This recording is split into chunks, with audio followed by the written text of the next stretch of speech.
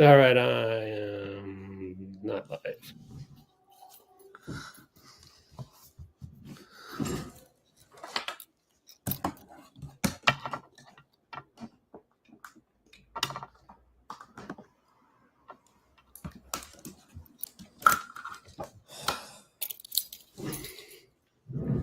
Oh, I'm live.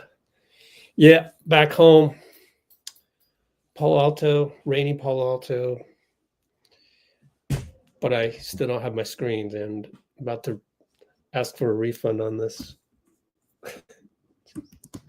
Killing me. So I don't know what to do without all my screens. It's going to be real hard just to do this on one screen. Luckily, the game hasn't started yet. I suppose it'll start right after this commercial break, which is pretty much right now.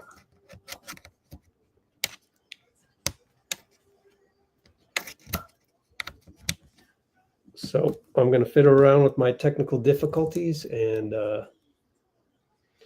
see if we get lucky. All right, it's working, but now I might short it out by plugging in the power. I can't have the laptop not have power. Okay, one screen's up. Probably it'll go out right when I plug in the second screen. Yeah. Let's pull up a screen just in time. There it is. Change the date. What day is today? Monday. Where's Denver? Oh, lost my screen. I mean, how am I supposed to operate? No signal. You lie. There's a signal. You lie. No Jokic, no Jamal Murray, as I was able to check that while doing other shit, while driving home. This is going to be tough to take notes on this. Tough to do play-by-play when I don't have my screens.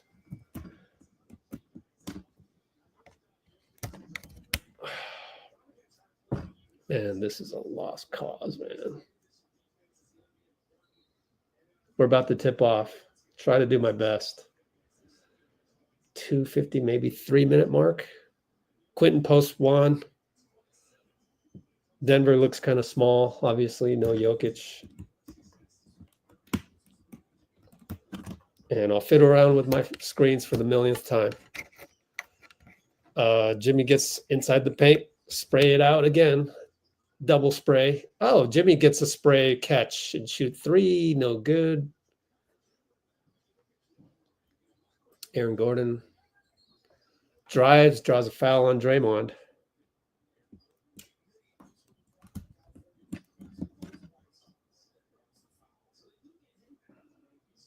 Aaron Gordon to the line.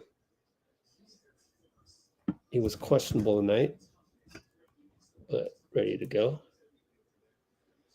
I'm going to take no notes until I can get my screen back up.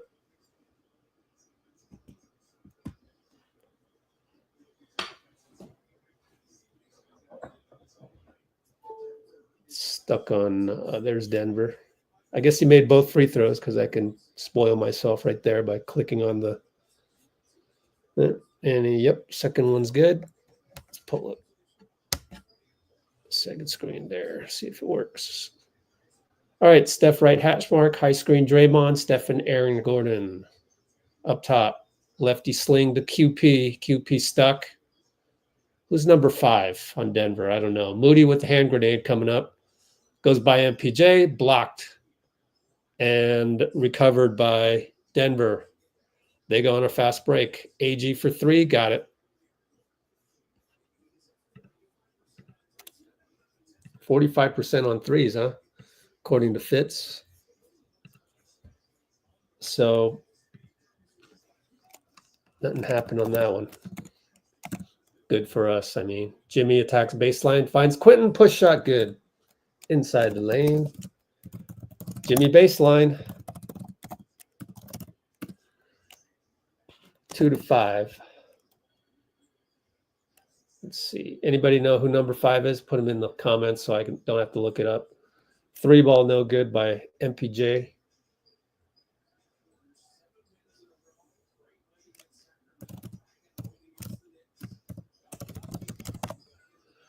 And QP gets the feed. Ah, scores in traffic. Of course, everybody's small. He scores against Russell.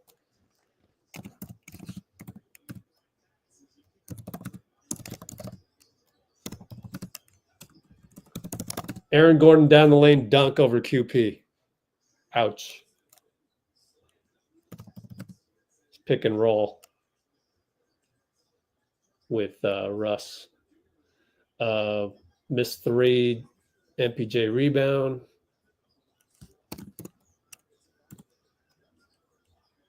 And they throw it away. Jimmy's going to get a breakaway dunk.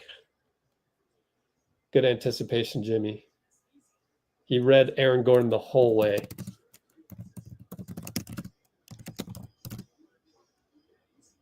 Pick 6. 6 to 7. Aaron Gordon looking to take over. He loses the ball. Good defense, QP. Touchdown pass, Jimmy. Oh, what a block by Peyton Watson. Oh, well.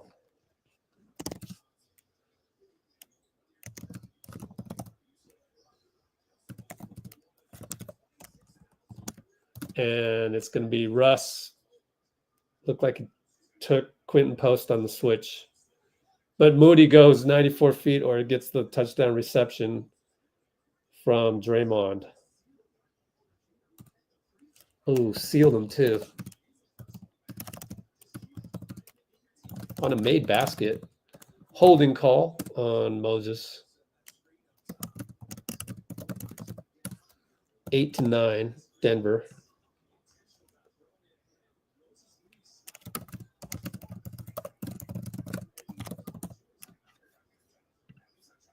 I'll catch up on comments when I can. Fix my light. Okay. Oh, Michael Porter. Elbow, jumper good. Went around the curl, was wide open, and just popped it. Steph and Peyton. Screen with Draymond. Down the lane. Kick it. One more kick. Moody up top. Over Michael. No good. Michael Porter, that is. 5th guy is Hunter Tyson. I actually don't know that guy. Draymond says, welcome to the league, Hunter Tyson. Shooting guard, Hunter Tyson. 37th pick, Clemson. Okay. Not a rookie. He is a second year.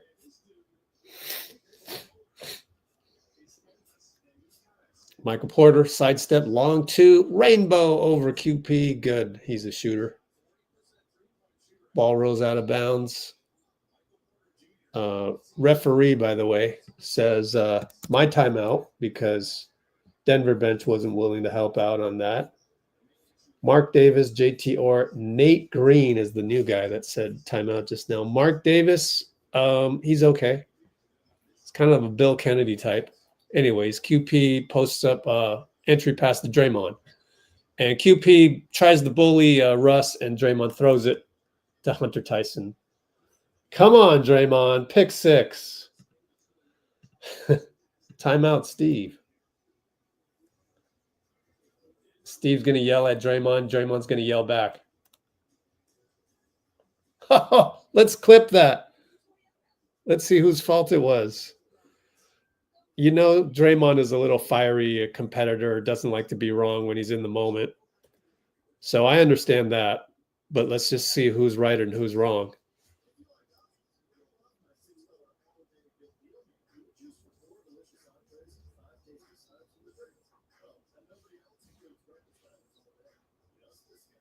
I'm sorry, that's Draymond's fault.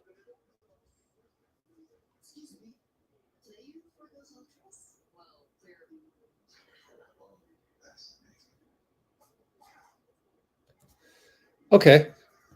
So they yelled about it. Send that over to you guys to look at. Airdrop.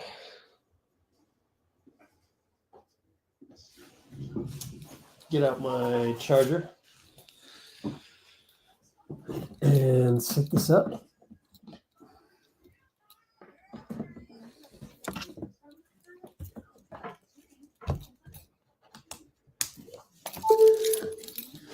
Okay. So we are now going to take a look at that. I won't even post the score. Analyzing the last turnover by Dray. 10:30 mark of the live stream. And what's the score right now? 7:43 to go.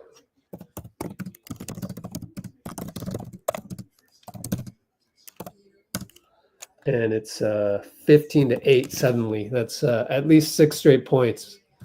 So let's analyze this. Nope, that's not it. Downloads. There it is. Open. Let's quickly look at this. Share screen. Here's the pass. He's in the post. Here's Quentin. Throws it to Quentin, but Russ is right there. Russ knocks it away, right? Fast forward, they score. Steve yells at him. Gives him an encouragement, although he's yelling at him. And then Draymond yells back.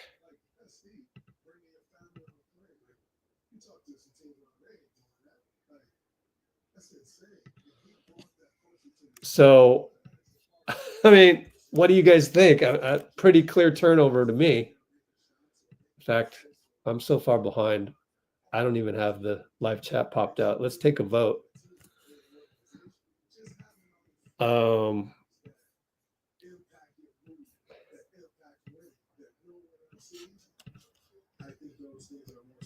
Does Dray have an argument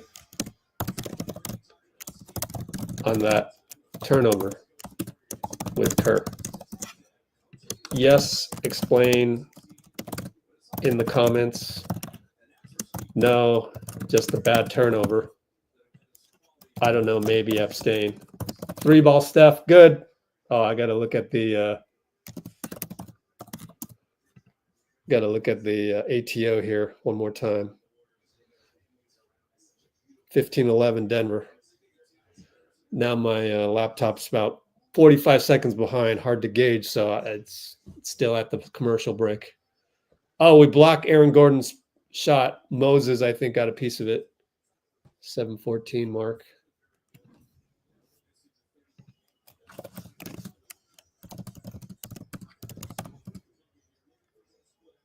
Oh, yeah, it was just simple.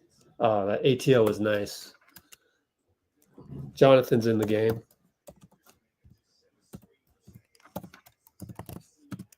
So that was a Jimmy dribble, a Jimmy catch handoff, CHO, catch handoff to Steph for 3.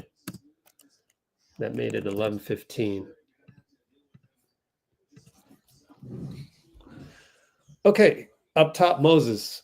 Alley-oop, very bad pass, but it's so bad it lands in Draymond's hands for a layup. Was that on purpose to Dray, though? Let me check. Was that on purpose? 6:49 mark. Well, again, my laptop's so far behind.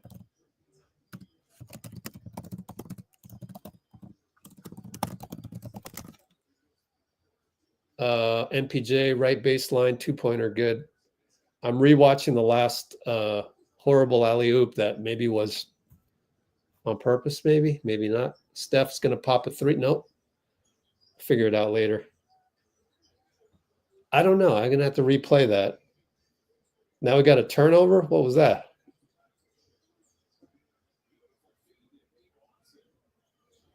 Yep, and then they score. That's our run out turnovers. Got a lot of those today.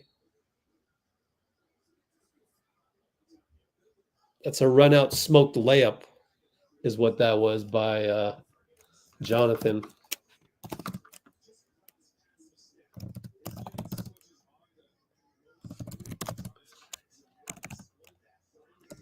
$13-19. Moses got fouled, so he will go to the line.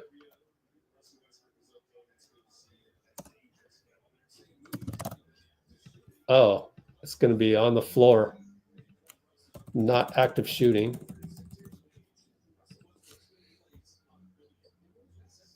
I got to play that alley-oop one more time. As Steph and Dray run pick and roll. Over to Buddy. And Steph says, bye-bye, Michael Porter Jr.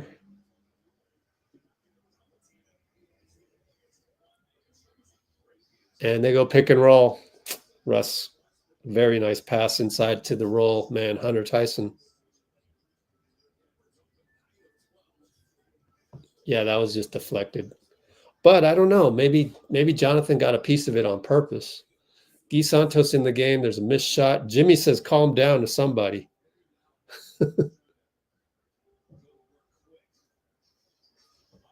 I don't know. I still can't tell if JK saved the ball to Draymond or not.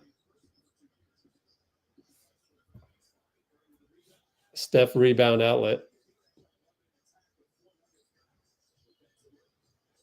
And Draymond loses the dribble. Turnover. Complains for a foul. How about just dribble better? Let me get the box score back up. Russ blocked by JK. Draymond touchdown catch.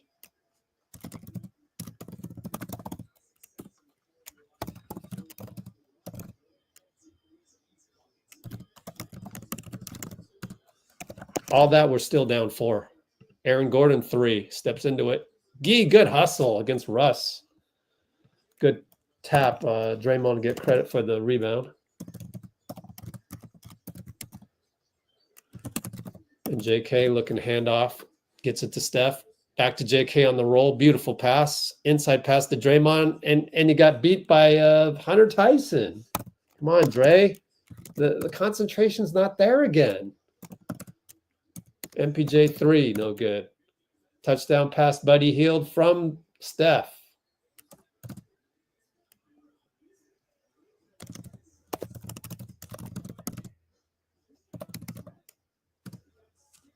So all of that gets us to 1921, I think.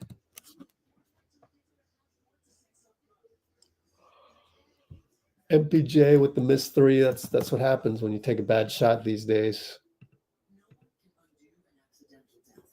So again, I think Draymond isn't taking this seriously, like we talked about 2 nights ago. You can't get up for these games. You just can't.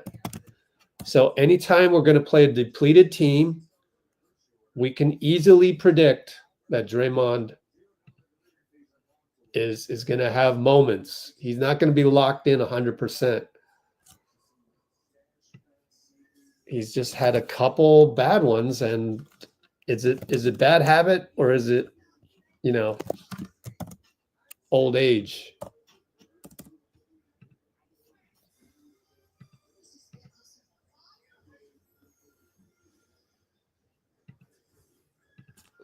Let's see.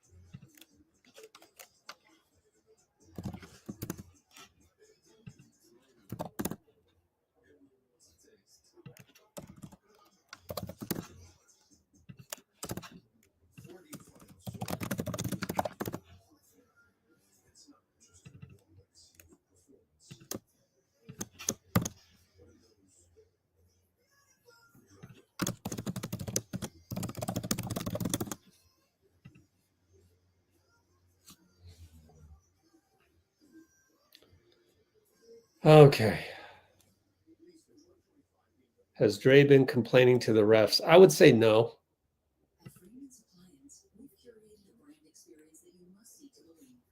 Oh, Dray had some of Jimmy's coffee. I missed it.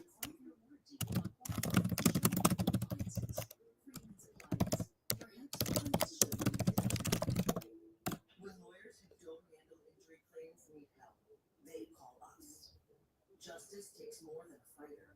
You need a champion. Walk up personal injury law. Visit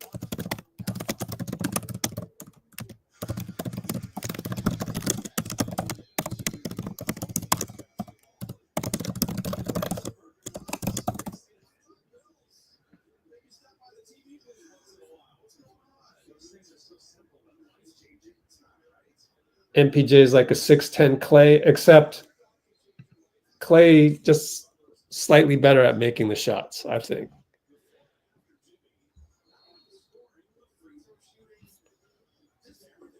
Oh, you guys think he's 80% locked in? I don't think he's 80% locked in. I think it's more like 67%.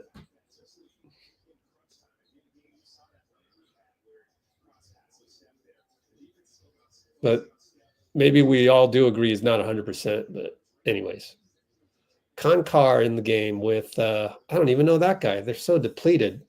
It's crazy. Jalen Pickett. What? Tyson for 3 over Gee. Good job, Gee. Close out on Gee. He doesn't care.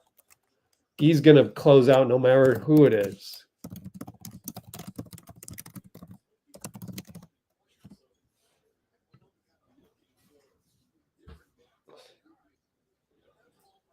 Yeah, I feel like limiting Draymond's minutes tonight. We got a back-to-back. Let the youngsters play. They'll get up for this. You won't. I get it. Steph, step back 2 ball. Jonathan with like a weak tap, like that's where I need more power. That's where I need more athleticism, and he just doesn't have that. He doesn't have the instincts. Well, they missed it anyways. Looney goes to JK. JK back to Looney. Very fundamental play. It's an and one. Look at what happens when you do the fundamental play. Fundamental bounce pass, fast break to Loon and 1. That's an unsung play because that shows me he's very Jimmy-like, you know?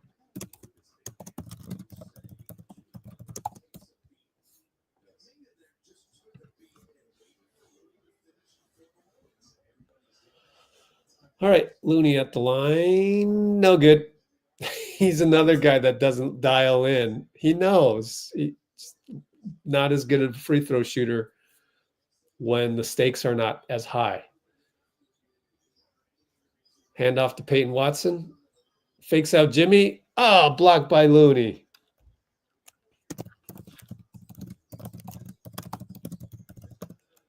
Buddy looking. Finally got Looney and MPJ. I got to look up a couple other nuggets because I don't know them. Who's the light-skinned guy? Buddy, Tex. 3-ball Jimmy. Oh, short. Fouled by Peyton. Oh, that's Najee. Zeke Najee. Vlato Kankar. Oh, my goodness. Look at this lineup. They got Dario. What's up, Dario?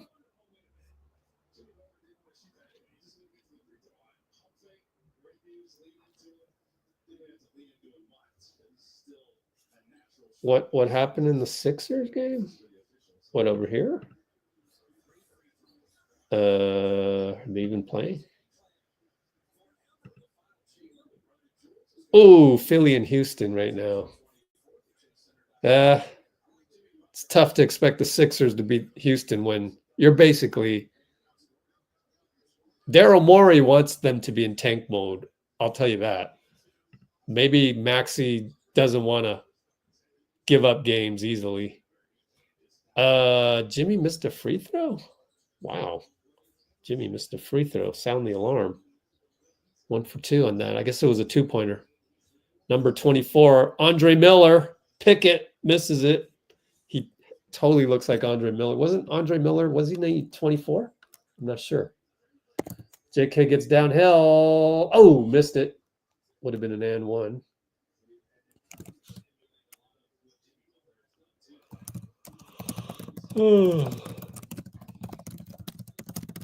Let's look up Andre Miller real quick.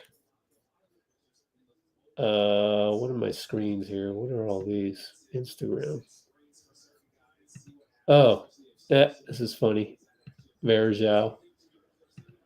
And my friends over at Soul Supremacy, Pat Bev. Okay, let's do this one. BKRef.com. Andre Miller. Maybe he was number 4. Nope, it was 24. Yep. This guy Pickett looks just like him. The same build. It's crazy. How is that? Why isn't the new number 24 on Denver some like skinny guy? Why isn't it Peyton Watson? It just has to be just coincidentally the same body type as Andre Miller. That's crazy. Looney inside against Pickett. Andre Miller. He takes him. He smokes a layup. He gets a foul called by Mark Davis. That was a nice inbound because the inbound, the blob with Loon buddy action creates mismatch in post for Loon versus Pickett fouled. Make free throws, Looney. See if you're locked in. He's not locked in. I told you.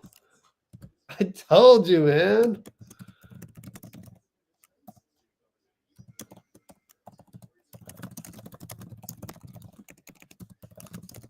That's a vet. If you're a Warriors vet, you have problems locking in. You just do. Oh, Kuminga comes out pretty early. He's smiling. Everyone in the building knows he can go more than 5 minutes and 41 seconds. Yep, missed free throw again. Oh, man. Looney is not locked in. What is up with the vets? But I guess that's just part of it. Oh, Geese swats MPJ. That's a posterization the reverse way, and then we throw it to the other team. Was that Looney? Man, ruined a Gee block, man. 3 ball.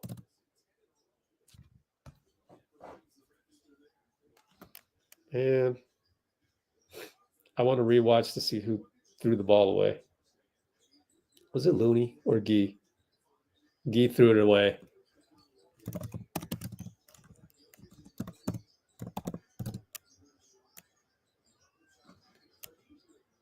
And then Jimmy throws it away on the baseline. Usually he gets that through, trying to get Gary.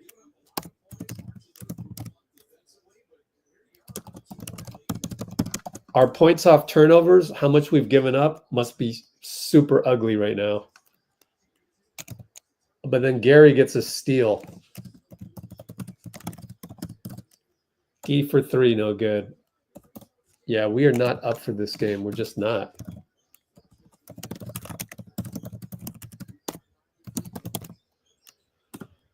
Oh, that's the story of the game so far, in my opinion. We're just not up for this game. MPJ for 3 on the... How is he so open? That's over Gary. Not locked in. 3 on the catch? That's the last guy you want. We call a timeout for Guy Santos. He's not feeling well. Not moving well, says Fitz. Yeah, he's looking gimpy. That was Guy. That was all Guy's fault. Guy gimpy. That's a Guy gimpy give up 3. So you can't really blame him. He's injured. Injury timeout. Hope Guy feels better. I don't know. And Steve is having a vigorous argument with this coaching staff.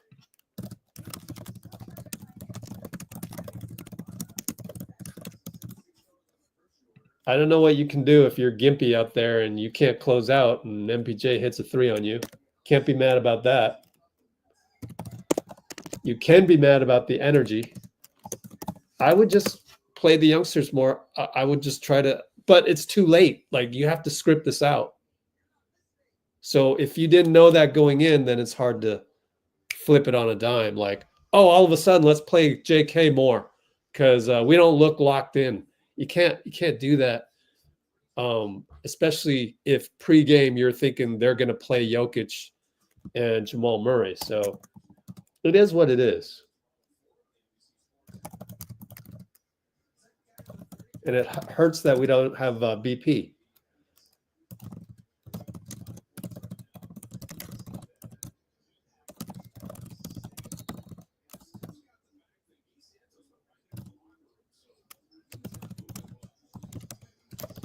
All right, Buddy gets a screen from Looney. Over to Moody. Over to Jimmy. Corner. Shoots a three. Short. Looney rebound. Push, no call, and he throws it to the other team. Three ball the other way. In and out. We got lucky. And Najee fakes out everybody on the offensive rebound.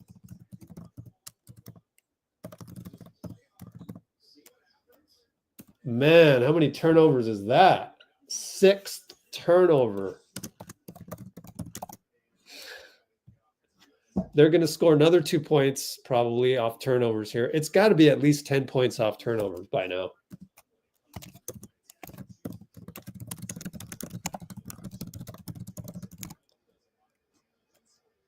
Free throw good.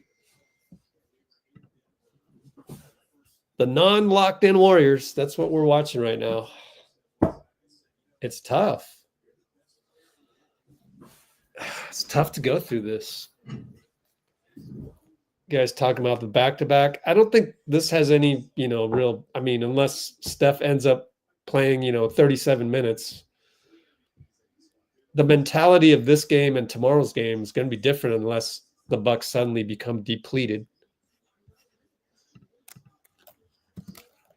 But I could have predicted this right before tip-off, knowing that they weren't going to have Jokic and Murray. We're going to have a letdown. Sure enough, 6 turnovers.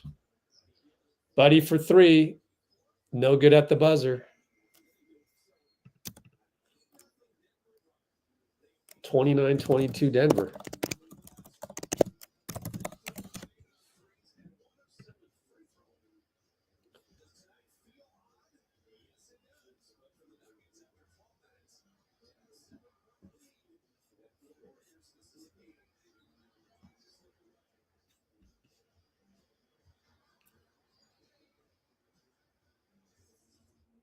Majestic Italian mountains, our experts now select the most beautiful stonework land. Visit Da Vinci Marble in St. Croix, where our team of design consultants will assist you in selecting the finest materials.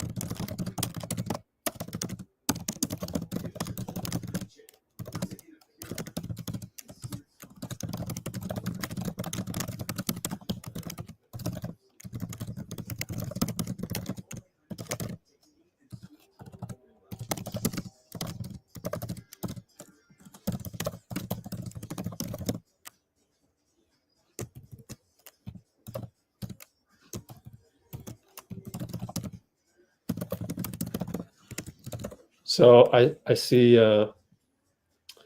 this should be an easy game for us. Exactly.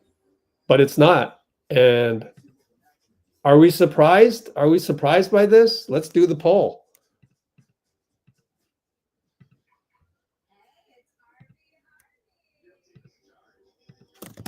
Number one guy I would blame so far, Draymond. Too many turnovers. Next guy I would blame, just go down the turnover list. Well, Guy has 2 of them, but he's injured, and he actually did some good stuff. JK has 1. Wow, Dray only has 1 turnover, but it's just wake up. Just wake up. I think that's on Draymond. That's his job. He's the leader. He's the emotional leader.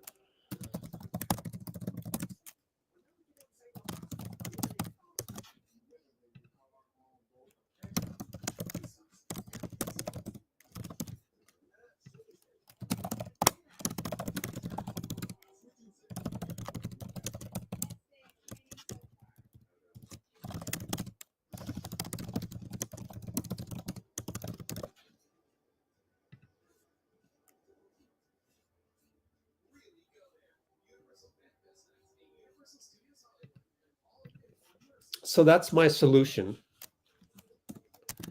I know Pinky's saying relax. Yeah, I'm relaxed because I'm not surprised by this. This is totally so it's like my solution that I just typed in, that's really next level. That's like, okay, I've seen enough, let me adjust my encyclopedia of Steve Kerr knowledge to I got to make an adjustment. And that adjustment is, I don't trust you, Dray. I don't trust you, Steph. When we play a depleted team, the moment I find out, I'm going to go tell you. I don't trust you. I don't trust you. And if the shit goes the haywire, I'm putting in my youngsters. So don't turn the ball over and play with energy. However, it's only one quarter. They do get one quarter. No matter what, I think I give them a whole half. So I will say that. So it's still early.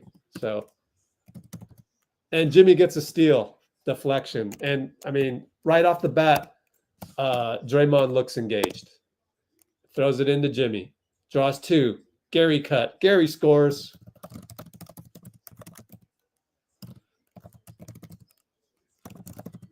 Gary gets a piece of it and he steals it.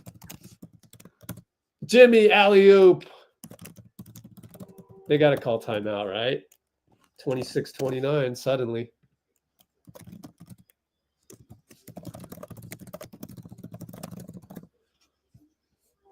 Good thing I said that, right? I said I'd give them a whole half to figure it out. Unless we went down by 20. You know, I would say other than that. 3-ball Russ, no good. Draymond looks engaged.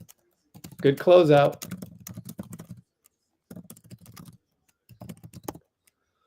Draymond from the inside out to Jimmy. Goes away. Now you're ISO. Jimmy left side ISO. Jab step. Baseline. Scores easily. It's not even close. Him and Zeke Naji. And Mike Malone finally calls timeout. So Jimmy left baseline ISO via Draymond no pick. Draymond clear. And abuses Naji. Is it Naji? Yeah, Naji. Zeke Naji. Timeout Malone.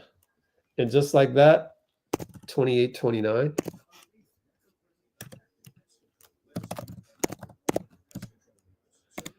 Q2 1038. Good job, Dray. I'm glad you came back in and adjusted yourself. You are the leader. Watch. Looney's going to follow. So Looney will follow this, right? He's not going to miss any more free throws. Watch. So good job, Dray. I predict Looney will not miss any more free throws. I predict very few turnovers for Steph and Jimmy. And Draymond for that matter. They look locked in.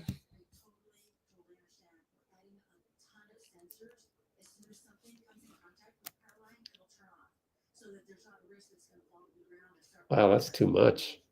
Sheesh. We don't do the trade thing. This chat is supposed to, be high vibrational, right? But I guess part of it's my fault.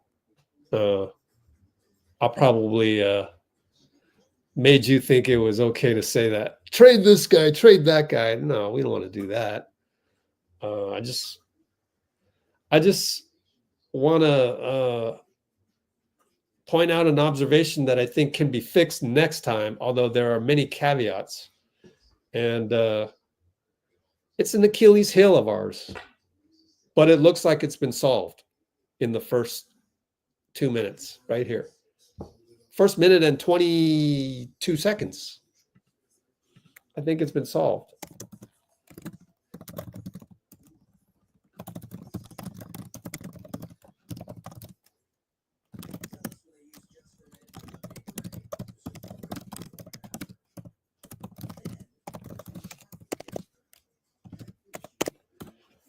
So that's pretty amazing if they solved it in 1 minute and 22 seconds. That's pretty nice.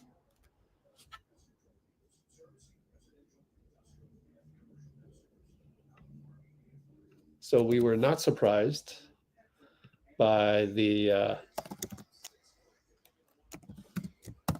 performance at tip-off, but they've solved it, I think, in 1 minute and 22.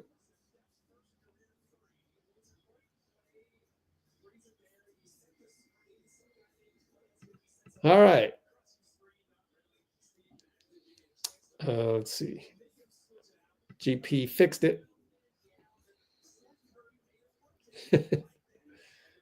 Oh, okay. Yeah, we don't want to mislead other people that might be thinking negative thoughts and give them too much negative energy. Another turnover. We look and it's a turnover, but Moses smokes a layup. Oh well, that's what happens when you smoke a layup. They get a dunk. Well,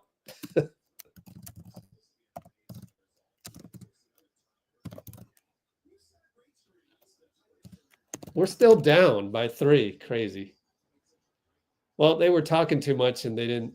The producers of the game didn't think anything would happen. Anyways, Draymond, risky pass. Here we go again, but he's hustling back on defense. And Gary blocks. Oh, Gary blocks MPJ, and Draymond blocks Russ. No call. I mean, that should have been jump ball. He blocks another one. Draymond comes back and atones with 2 straight blocks. Now he passes it well. Gary, kick it to Moody. 4-3. Bricked it. Too arrogant by Gary. He could have stayed in there, but it was, I think, Russ was going to get the rebound. Aaron Gordon tries the post, and Moses chucks him. So foul on Moses. Oh, man, what a sequence.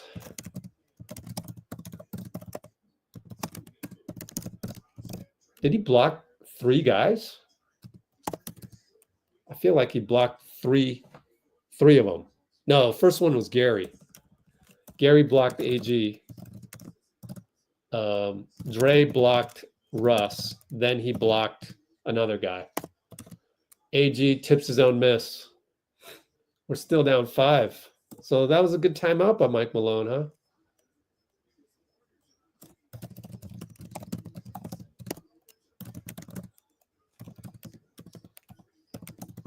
And Jimmy inside fouled by some guy that looks like Shepherd of the Pacers. Spencer Jones. Man, where do they get these guys? Well, you got to give them credit. They're all team players. They all are sacrificing and stepping up at the same time. And it's the Aaron Gordon show. And they're Aaron Gordon, MPJ, and supporting cast with a little bit of Russ. And they're doing well. Partly assisted by us because we came out at tip-off not engaged. So Jimmy misses another one. Wow.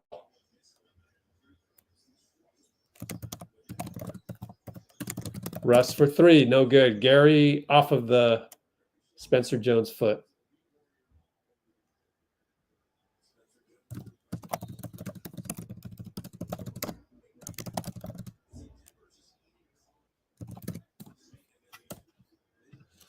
Draymond will set the table. Down by 4.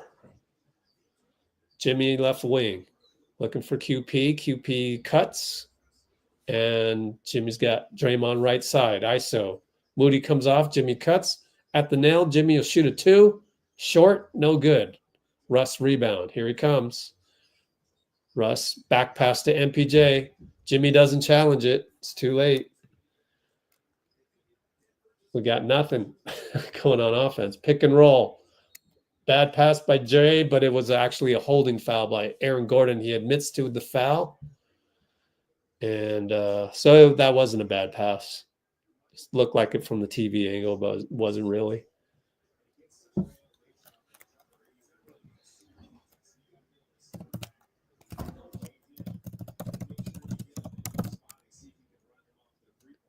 Here comes JK.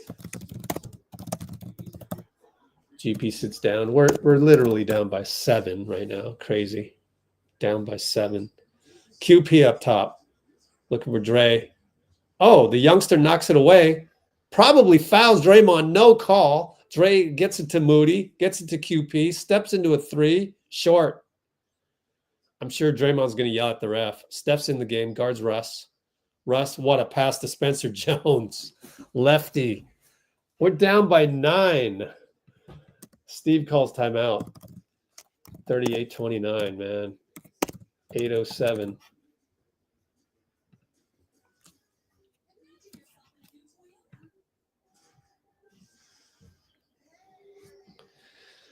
Let me try and dissect what just happened. We got to look since the last timeout. Blocked it, blocked it, blocked it. Personal foul. No. GSW timeout. Where's the Denver timeout? Denver timeout. Subs in 2 guys. They turned it over. Oh, Gary. Moody smokes a layup. They get a dunk.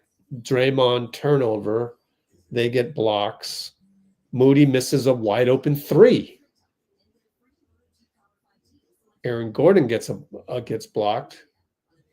Then later, we just have no offense. And then AG tips in his own miss, go up by 5. Jimmy only makes 1 of 2 on really not very good offense because it was just Jimmy by himself. And then Jimmy misses a jumper. They run. So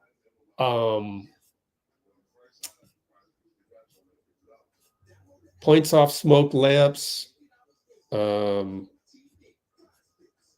Yep. So I'm going to say what we can blame. People like to blame. To blame for the last timeout, since the last timeout. Smoked layup. Another one was ISO offense. Stagnant by Jimmy. Moody missed a wide open 3, which is good action, but they didn't get anything out of it, so that didn't hurt us. And then they come along later on, Aaron Gordon by himself. So that leads to, 33-28, 4 straight points. Oh, this is the one with Jimmy. So 3 more points. That's 7-0 run. No. 8-0 run. No. 8-1, 7-1 run. My fault. And then Q post misses a 3. Missed 3 with Russ downhill. And that is a 9-1 run since the Malone timeout. So it wasn't really our defense. It was smoking a layup, missing a wide open 3, and stagnation on offense, forcing Jimmy to shoot a shot, and another missed 3 by QP. So I don't know what you really fix other than make shots. But that's why Steph's in there. He'll pull up for 3. Short. Wanted the hero ball right there. Steph aborted the play.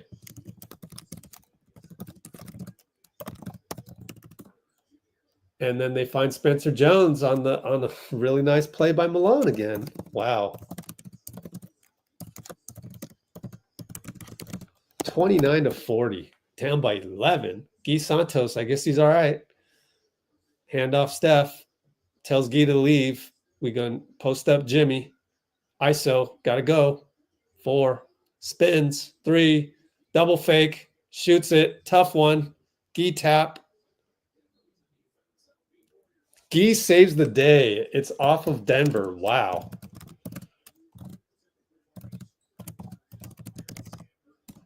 JK it just needs to do something. He needs a go-to move. He doesn't have a go-to post move. Looney's going to come in. Baseline inbound. Guy, nobody's open. Goes to JK. Nearly stolen by Russ. Now stolen by Russ. Just, you got to know Russ is there, man. Peyton wants and scores.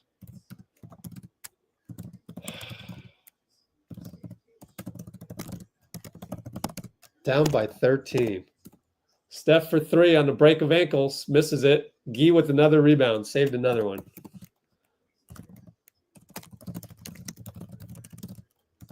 Can we score here, please? Inside to Moody. He's doubled. Kick it back out. D extra pass. JK for 3. Corner no good.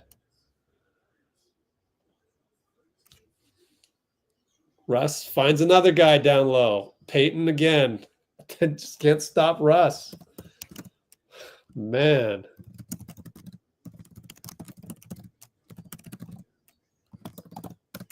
$29-44. Steph takes Aaron Gordon. Misses a layup. Here they come. 4-on-3. Russ throws it away accidentally. Wow. We got lucky.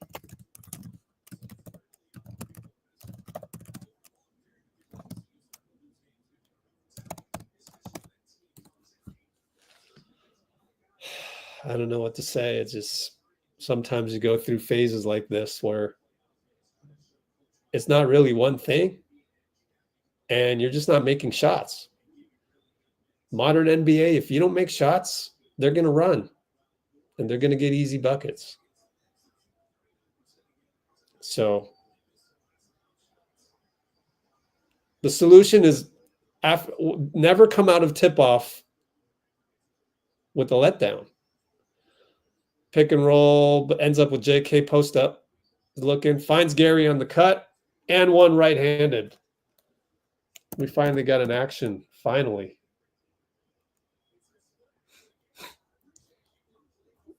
So we post up JK. Roll by GP on off-ball screen for Steph. And one.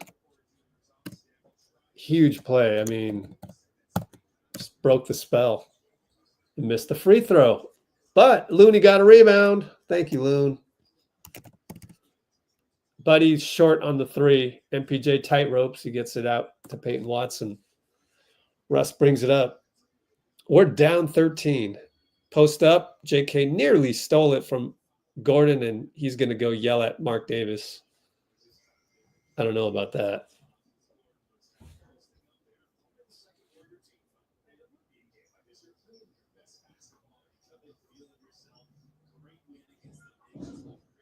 Let me see what happened on that last one as we take our time with the side inbound. I don't know what JK's mad about. I mean, it's out on you. Good defense. No big deal. Russ downhill. Loses it. JK can't pick up the loose ball again. Peyton crosses him over. And JK chucks him. JK's going to go yell at the other ref. I don't like this energy.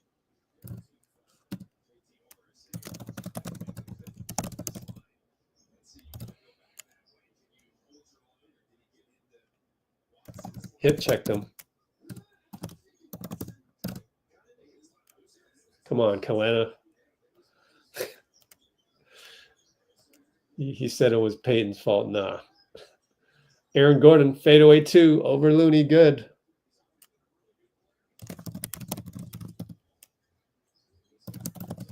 Don't lose your composure, JK.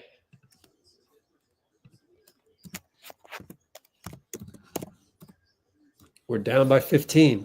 Steph will shoot a hero ball. Way up top, good. He has the ability to do that. Logo up top. 34-46. 3-ball wide open. Ugly shot by Jones. And Tyson jumps over Steph to get the offensive rebound. Just wants it more. Russ gets a screen. Now one-on-one Steph. Finds Gordon on the cut. Bye-bye. This is really bad. Just the intensity isn't there. And they hold Gary on the roll, but he still gets the bucket. And they're going to get a 3 on the break. Man, the transition defense is just horrendous. Absolutely horrendous tonight.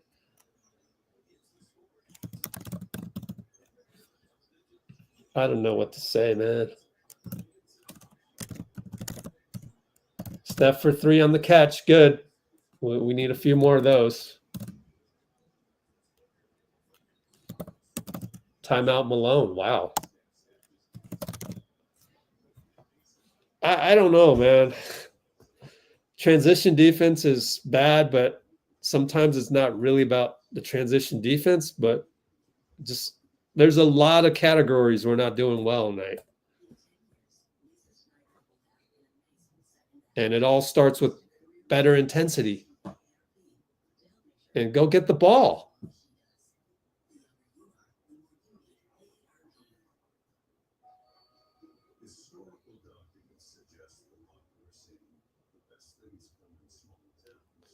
There's Buddy jogging back.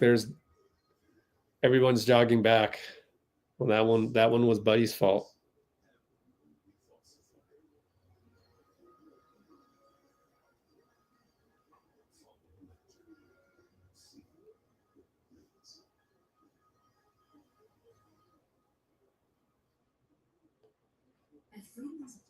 Yeah, so the reason why Mike Malone called timeout was because that was the second-year player's fault. He lost track of Steph. It's tough to do. So it's hard to blame a young kid for losing Steph on all the Energizer Bunny type stuff that he does off the ball. But it might just give us enough life. But yeah, that whole sequence, I'm sending it over, and it was just,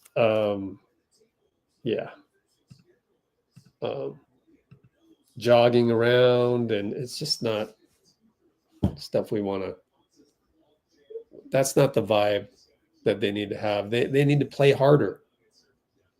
There's so many things they're doing wrong that the solution is just do the one thing right and play hard, and then go from there. Russ gets wide open at the nail. Looney breaks it up, and Steph gets the rebound, sort of shoved AG away for that, but good enough. Steph with the hero three up top, no good. Russ rebound. 94 feet later, Peyton Watson blows a dunk, and Tyson is there to put it back.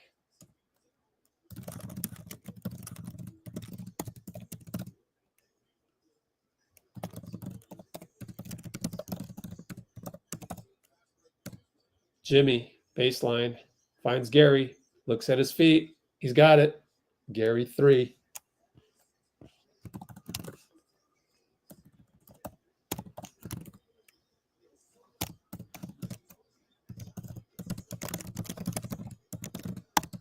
Jimmy steal, and MPJ with the foul. I don't think it's a take foul, but they might change it.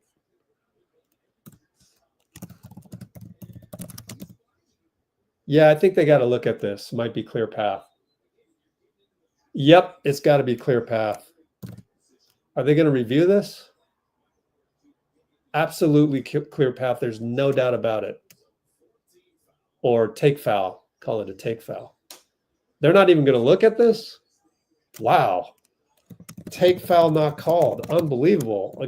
Again, Adams League. Why have a rule in the rule book? Jimmy fouled twice and gets a shot off. Go to the line. Got to make free throws, though. He's already missed 2 of them.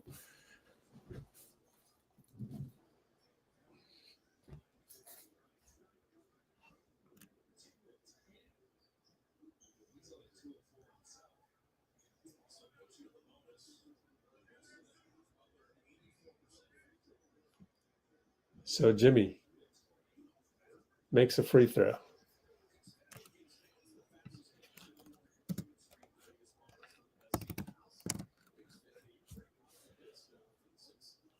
One more. Try and cut it to 9. And he does. 2:42 to go. Here come the Nuggets. Aaron Gordon with 2:38, 2:37, 2:36. Aaron Gordon and Looney. Kick it 2 times to Russ. Back to Gordon. One-on-one Looney. Just drives right into Looney. Late foul call. What? Let me rewatch that.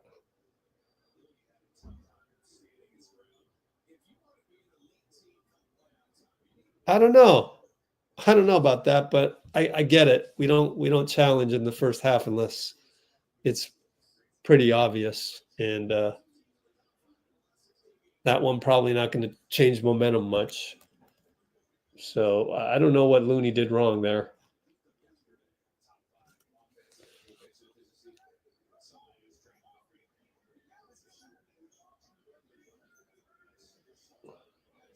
Jimmy telling Gary to do something. It's funny. Pajemski chose to wear entirely green, and that's the same color that the Denver Nuggets happen to be wearing tonight. They got an alternate color of green.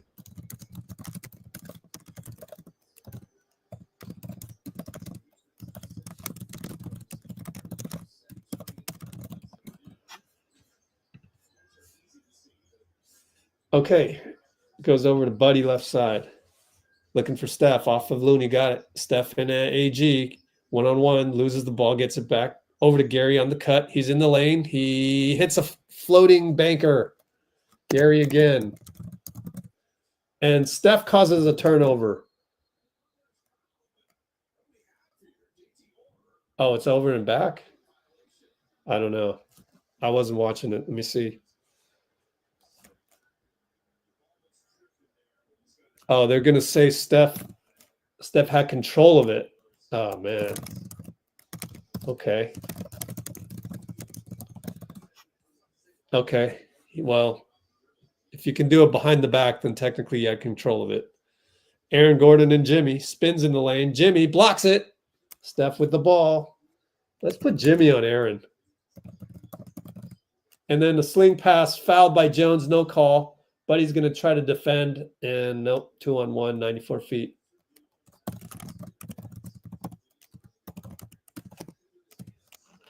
Down by 11. It's just the sling pass isn't necessary there.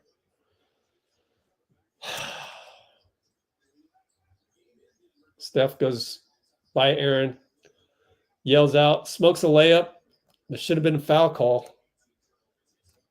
He's not going to be arguing about it. Looney gets a steal. Peyton Watson dribbled into oblivion. And Steph blocked from behind, but Looney's there.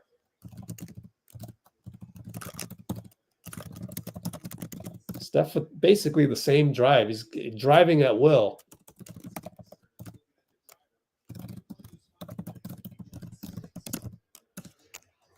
$48.57 or 50. Sorry. Yeah, $48.57. My staff and I. Oh, sorry about that. Excited. We'll get rid of that. It's Apple Music. Playing one of my old podcasts. MPJ fouled by Looney. 42 seconds left in the half. Well, hopefully there's a tongue lashing at halftime. Nah, I don't know. It depends on whether Steve or Draymond want to play that card. We'll see. We'll see what happens. I don't know. Depends on the locker room. Draymond comes in.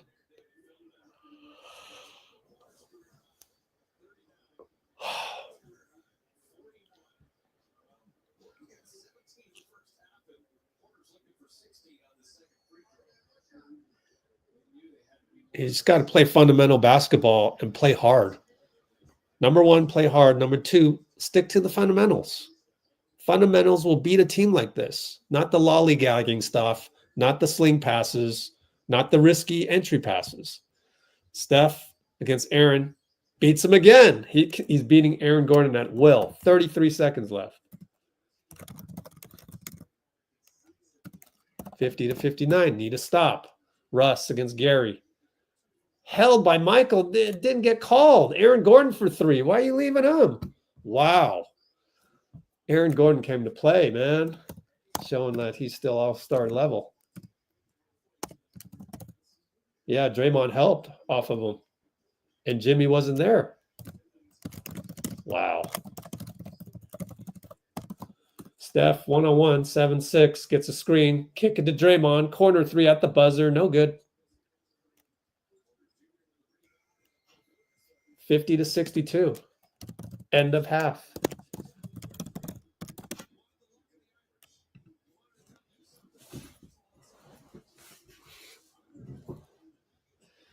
Yeah, I don't know. It's just number one, play hard. Number two, stick to the fundamentals. And on that drive, it's tough when they're driving on Gary and Buddy and there's a holding against Gary, it's not called. Now your point of attack is threatened. Yeah. But it was also Jimmy fell asleep. He fell asleep. A rare mistake, but I'll catch it on the clip for you guys. You don't really see Jimmy fall asleep, but it happened. He's human. They got to correct all of these little things, and how do you correct all these little tiny things here and there? Play harder with fundamentals.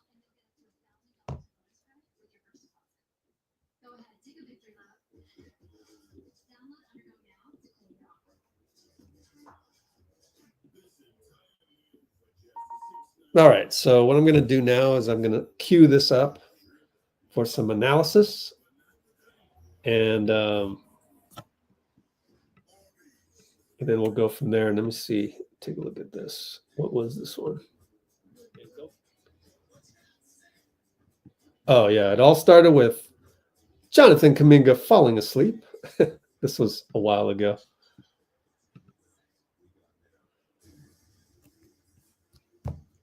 So, by the way, Aaron Gordon playing like an all-star.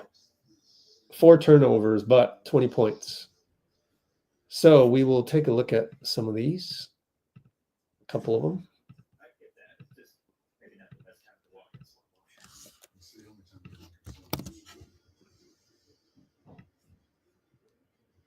But I'll get into that in a moment because I got to do some marketing.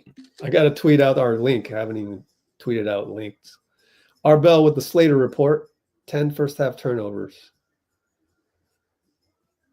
Okay, so analyzing a lot of little errors that add up.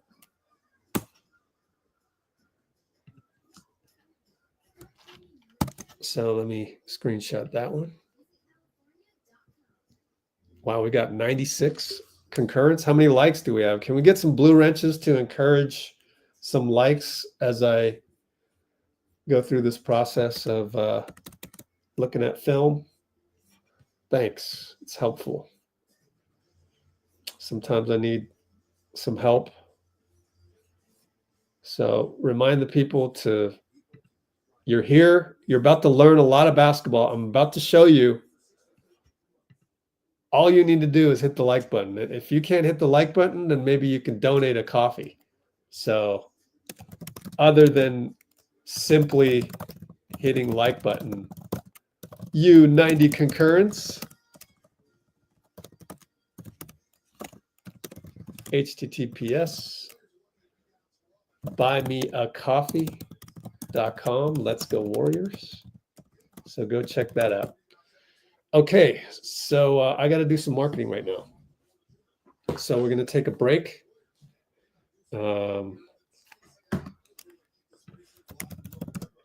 Taking a break to do some social media marketing before I dive into the X's and O's of first half. That's what we're doing right now. Okay.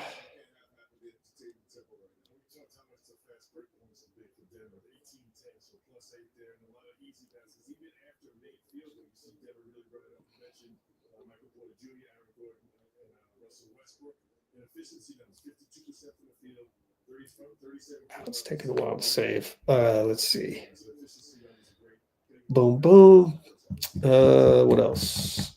I need the other one.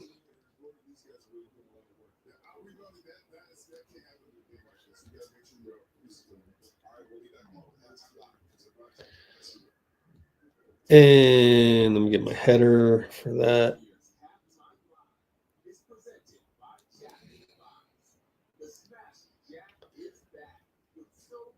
All right.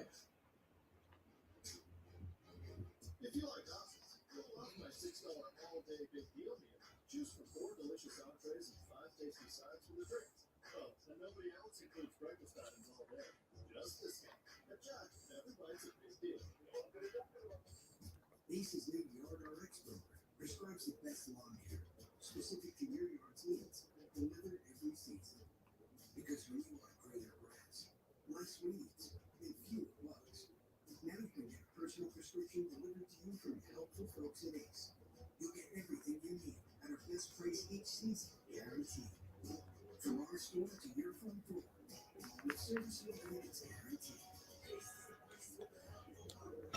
Okay.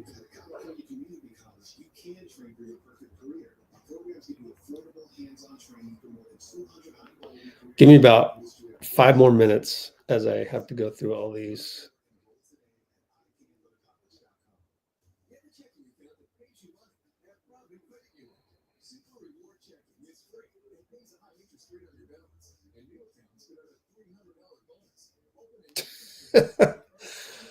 Warriors are interested in trading for Cam Johnson this summer. How? That means Jonathan Kuminga is not a Warrior. If you're getting Cam Johnson, that's ridiculous. All you got to this much salary cap knowledge will tell you what's clickbait out there. All you have to do is understand salary cap, and you're immune to this clickbait. I just lost all respect for. I mean, I got to read the article. Maybe he has sources, but there's no way. There's no way. The only way you're ever getting Cam Johnson is if Jonathan Kuminga is not a Warrior next season.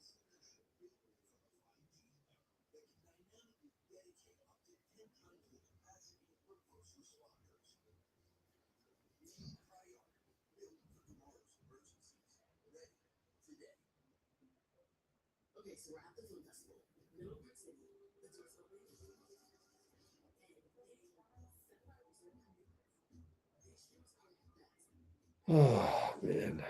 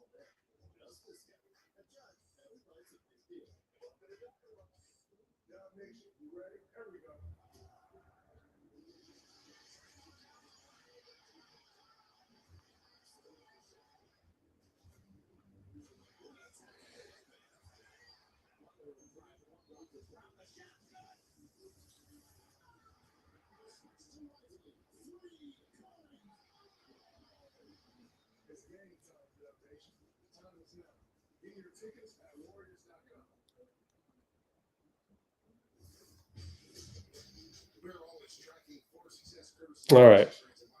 One more.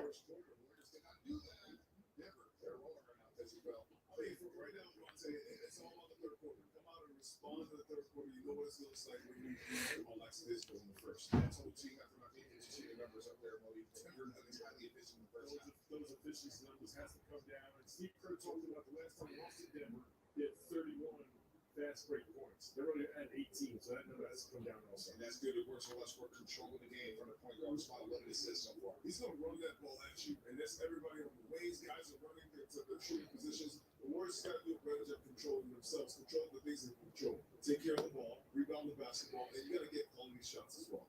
Keep that transition defense in order. That 19 assists on 24 made field goals. So that's 19 assists on what? 28 made field goals. Wow. Okay, almost done. I forgot. Instagram takes a while to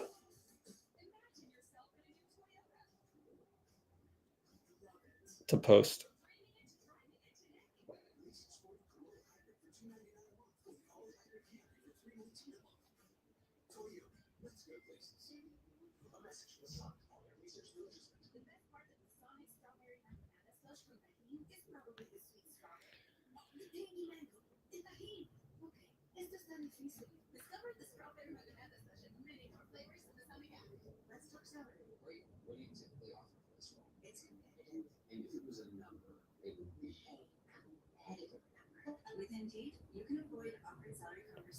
Oh dear.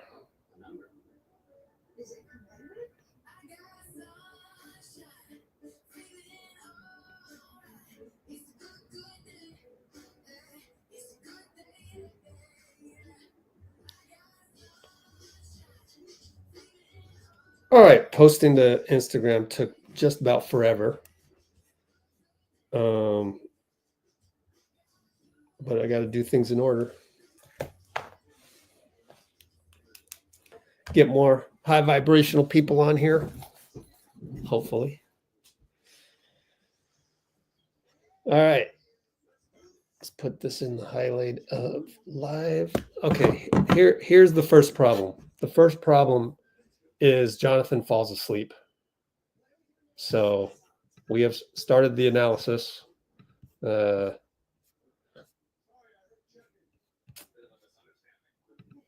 Okay. 1 hour mark, 45 seconds. Analyzing the little errors, which can be solved by playing harder and sticking to fundamentals. Like cutting and making the right pass. No sling passes, no crazy lobs. I'm talking to you, Steph. I'm talking to you, Dray. Got to have the sense of urgency, just like Bruce is saying. So the first one right here that you'll notice is Jonathan is staring at Russ, loses track of Aaron Gordon. I mean, that's basic. That's basic. So bye-bye, Jonathan. Can't do that, right? Gary scores, and this is another problem. Gary scores, and I can name at least 2 or 3 people jogging back. Buddy Hield, Jonathan down here, and Looney. And probably Gary isn't getting on his horse to get back either. So that's the second one. So the first one was, so these are all at 4:29 second quarter. So JK completely loses Aaron Gordon. Gary scores, but Buddy, JK, Loon all jog back on defense. So let's watch him jog back. This is a jog. That's not running back on defense. Looney, let's look at Looney right here. Boom, score. Dude, have more urgency getting back. JK down here. He loves to watch, and that's one of his biggest weaknesses is watching the game. Here he is watching. Oh, let me just jog back. I mean, this is just really bad tape. Really, really bad tape. And Jonathan does get back, but then I mean, a wide open 3. The fact that you think JK's back here, but he's actually not. The reason why he's not back, is because Steph has to help. The moment Steph decides to help, that means you didn't run back in time. You're supposed to be here by now. And so easy play for 3 by them. And what do we got here? We got the rest of this. What does Steph do here? He's going to razzle dazzle. JK's going to pass up a 3, kick it around, and then they find, so this one was, we got him back, but so just the little errors. So all hope is not lost. We have still good things going on, as Tyson forgot about Steph for a brief moment and lost him there. But there's more. There's more bad tape. Let me show you. Here's more bad tape.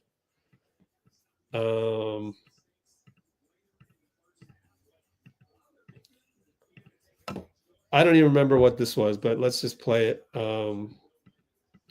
Okay, here we go. So Gary is guarding Russ right here. Brings it up. Yeah. This is a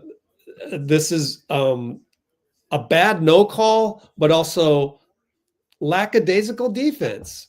Okay, so Gary is doing a good job of guarding Russ. Watch Michael Porter. He's going to grab Gary. No call. That should not happen, but this is Adams League. He's going to grab Gary right there, grabbed him. But then the attack. Now, he attacks. Draymond pulls in. That means Jimmy has to choose between Spencer Jones and Aaron Gordon. And for some reason, he chose Spencer Jones. He didn't react. He didn't read this. So that is the first mistake I've ever seen on Jimmy Butler. But at the same time, it's Adams League, and they didn't. I mean, look, when you play this badly, do you think the refs are going to give you any calls?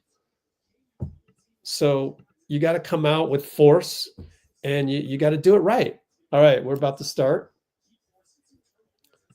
And when was that? That was way back at 24 seconds left.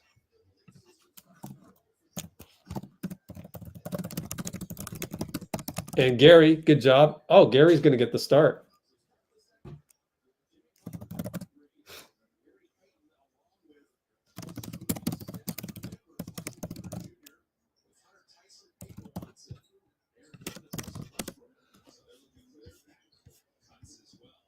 So Gary gets the start.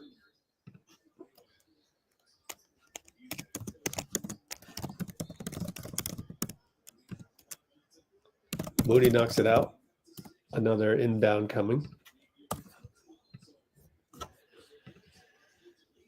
Baseline inbound.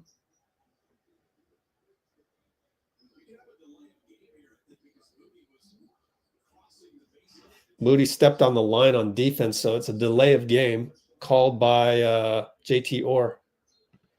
I think JT Orr is kind of mid myself, but anyways, out to Peyton Watson.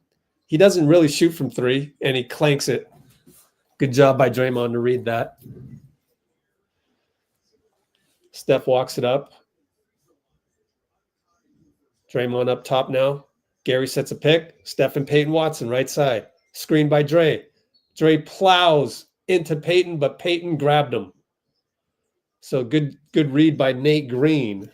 Wow, Nate Green got it right. I can't believe it. Adams League.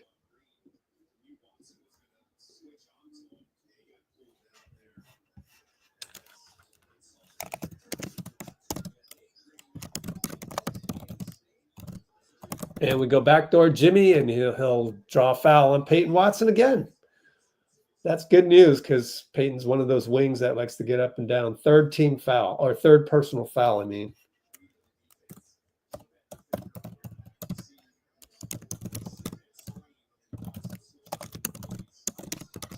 So that's an important one. Now you got to make free throws one by one.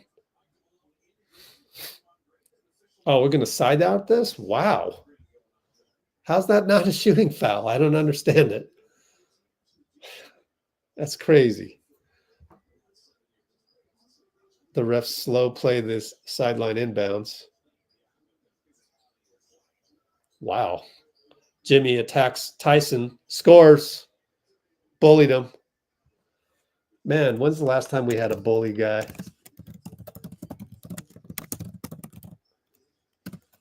Down by 10. Russ gets a high pick. Rolls to Watson. Draymond disrupts. Oh, my. What? They called a foul on Draymond. It looked like a clean block to me.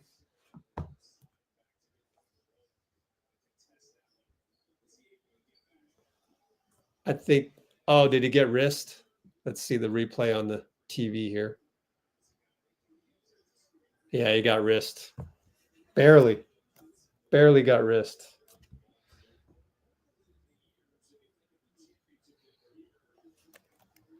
.52 to go. Dead ball, free throw.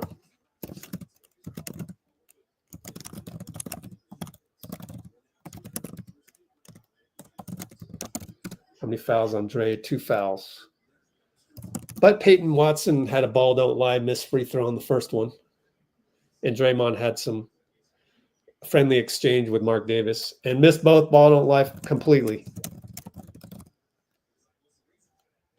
Steph and Gary back out to Gary. Over to Moody left side. Post up Draymond. Steph with the top anti-top lock. Good job to get a trip to the line here, hopefully.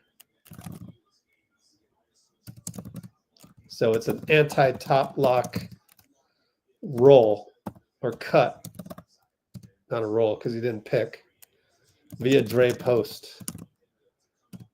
It's going to be side out. What the heck? Again? This is crazy. Horrible reffing crew. Steph dribbles out of bounds.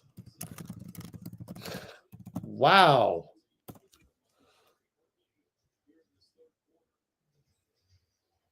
The refs are making, oh, Gordon lost the ball and dribbled it again. I don't know if that's legal. And Jimmy, great defense on Gordon, finally. And then Steph throws it to the other team. My goodness. Come on, Steph. Michael Porter gets fouled. He'll go to the line.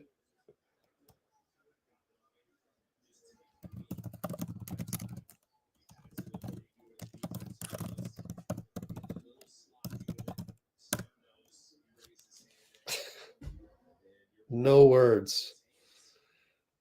The only words I have really are you can't blame Steve Kerr for this. You can't. How many people on Twitter right now are saying the actual facts, which is that's some bad basketball, Steph. You dribble off your foot, then you throw the ball to the other team. That's bad basketball. Now, you make up for it because you can shoot threes in volume and all of that, and you can play make and all of that. But, I mean, we're down 12, and that's one of the major reasons why. So don't get it twisted. Jimmy, at the nail, a lot of contact, no call. He's not getting calls lately. Russ, beautiful feed to Gordon. Down by 14.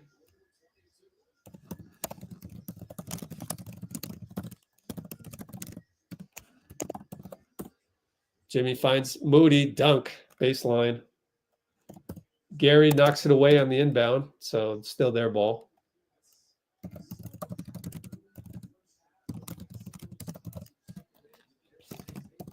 Gary causing havoc on defense so far. Russ and Moody. The key matchup is Aaron and Jimmy. Jimmy playing handoff with Draymond, but we're in zone. Aaron in the middle, kick it to Porter for three, no good. It's always risky to go zone, and we got away with it there.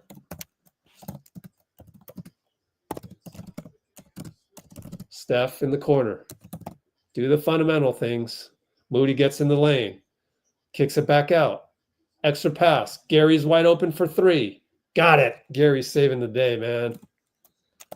He's so good lately.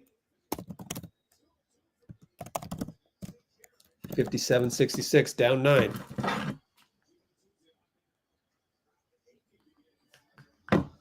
And Aaron Gordon inside bullied Draymond. Aaron Gordon playing the game of his life.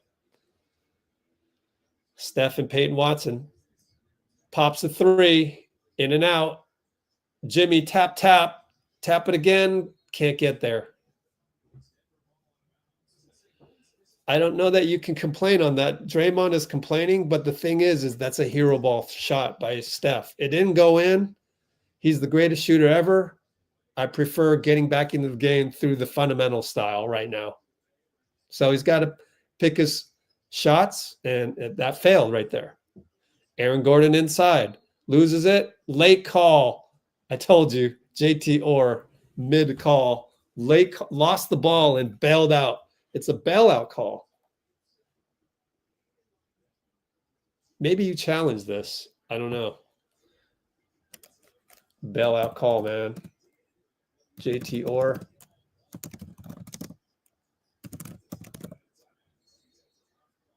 Mark Davis calls a foul on Gary. I don't know what the play was because they were fixated on the replay. Yeah, maybe Gary did get wrist looking at the replay. So at least it'll be side out again because they're calling a lot of non-side outs. Russ in the paint finds Gordon, fouled by Jimmy. Russ is tearing us apart. It's getting by Moody. So when you do the analysis on Moody, don't forget that the point of attack is suspect at times.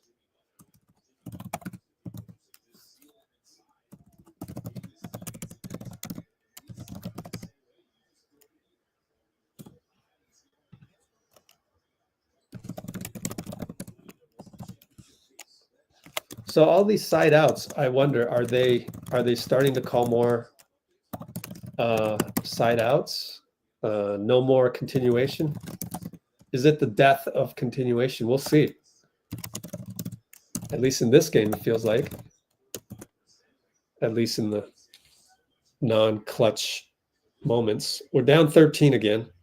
Steph brings it up after the free throws. High pick Draymond. He'll pop a three. He's so open. He's got to shoot that. Missed it. Jimmy put back slam.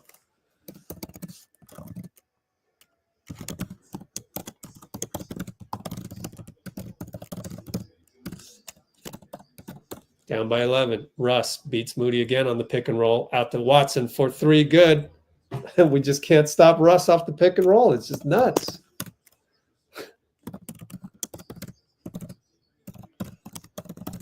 There you go. Steph the Draymond roll. Moody out to Gary. Gary could have gave it back to Moody. Moody wanted it. Didn't happen. He missed the three. Russ inside. Kick it to Gordon. Nice feed. And Gordon do the backboard off to himself. But Gary was there. Great defense. But then go to Tyson for three. MPJ rebound over Moody. Blocked by Moody, though. Steph throws it to Tyson. Oh, wow.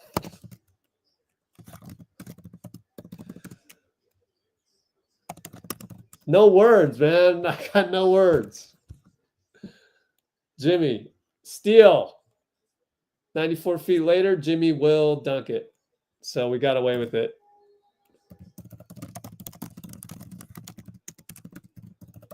Wow. Jimmy is saving the day. We'd be down 20 without Jimmy. Down by 12. It's kind of funny. At least I'm able to laugh at it because we literally have guys bailing out Steph here and there. I don't even know what to make of the last sequence. That was a crazy sequence. That ended with let's see. That started with Russ pick and roll blow by Mo. Ended with Mo block shot. But wait, there's more. Steph threw the ball to the other team. Craziness. 5 turnovers for Steph.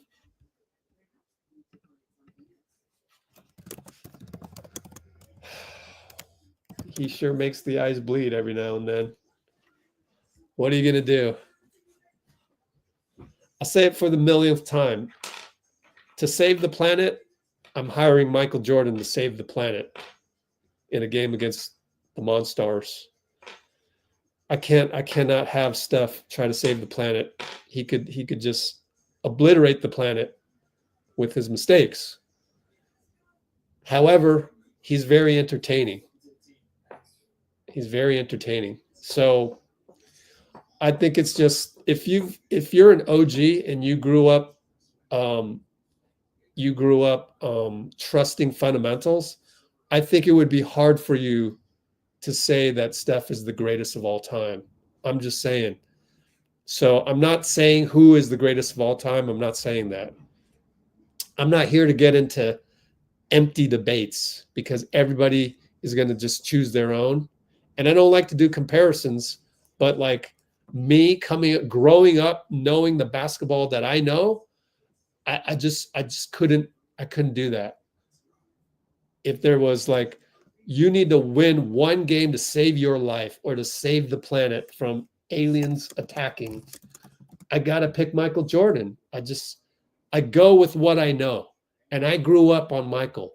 So if you grew up on Steph and you never saw Michael, I get it. You're going to choose Steph. That's fine. I'm okay with that. I'm just saying that because I'm okay with that, I would hope that you would be okay with me and the other people that would actually not choose Steph to save the world. Now, is 1A, 1B? Yeah, it's pretty much 1A, 1B. What Steph does well, if aliens are going to come and play basketball that's like the modern NBA, well, then maybe Steph is actually the right guy to pick. But if they're going to come here and play basketball in a fundamental way, then I cannot pick Steph over Michael to save the planet. I just can't. So that's just me kicking Steph while he's down right now. I admit it. I'm kicking him while he's down. But it gets very cringe for me when he's doing it 5 times a game. Just stop it, man. I don't know what it is. Just stop it. But he can't, and it's part of what makes him great. Anyways, Moody finally decides to stop Russ, and he finally does on the ATO. That's good news.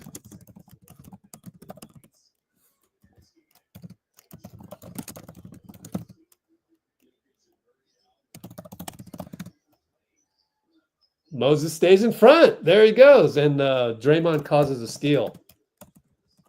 Moses, way to go, man. And then we get JK on the roll with Steph Gravity.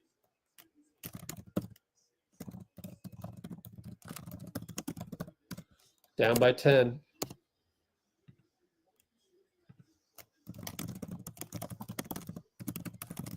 Three ball Aaron Gordon, 2 open. I don't know what happened there. I got to rewatch that play. Let me see. Pick and roll on Russ again. Oh, they went roll. That's good coaching by Malone. And we missed a shot. I look up when Denver has the ball.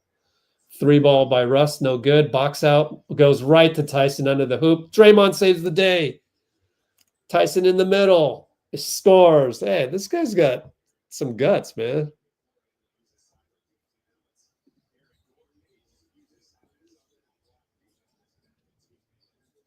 Oh, it was Gary missing a layup last time. Gary gets another layup opportunity, and this time he hits.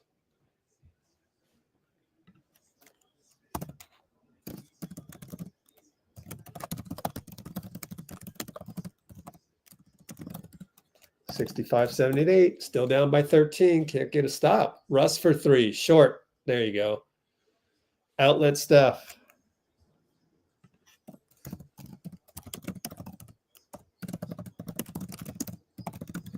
Draymond open at the free throw line. Good. That's a key shot. You got to make those. Wide open and all that. And a lob to Tyson, bad pass. So thank you, guys. Thank you, Denver. Needed that one badly. One of the few mistakes by Denver. In fact, how many turnovers? Whoa, they got 15 turnovers. So pretty good run by Draymond, Moody, and Gary, who all sit down. Steph and Buddy call out the side thumb play, whatever that is. We'll see.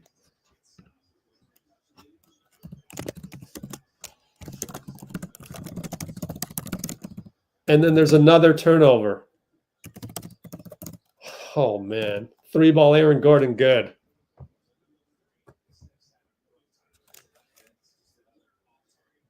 He threw the ball at JK's foot.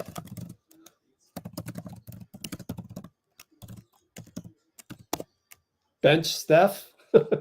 Now it's another bad pass by Gee. 94 feet later, MPJ smokes a layup. Gee's there to get the rebound.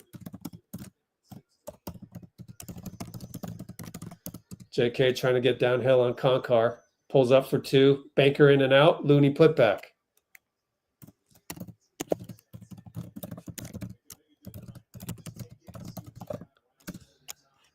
$69-81.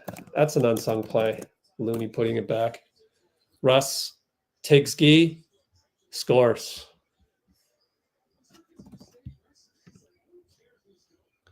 JK trying to get downhill again. He'll just post up now. Fade away 2. Good. There you go. I've waited all season for that.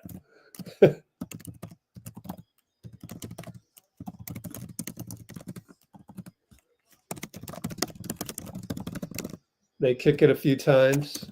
Russ for 3. MPJ for 3. No good. Gee rebound.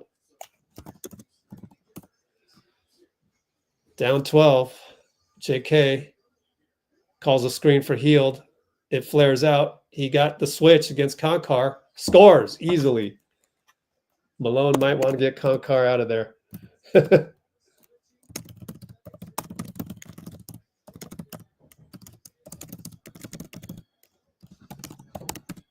Inside to Spencer Jones. Kick it out to Russ. And he finally makes one. He's bound to hit one of those. 1 of 5, according to Fitz. We're going to time out right here. JK calls timeout. 73-86. I still think there's plenty of time, though. We just got to get some stops, honestly, and just not make any more turnovers, Steph.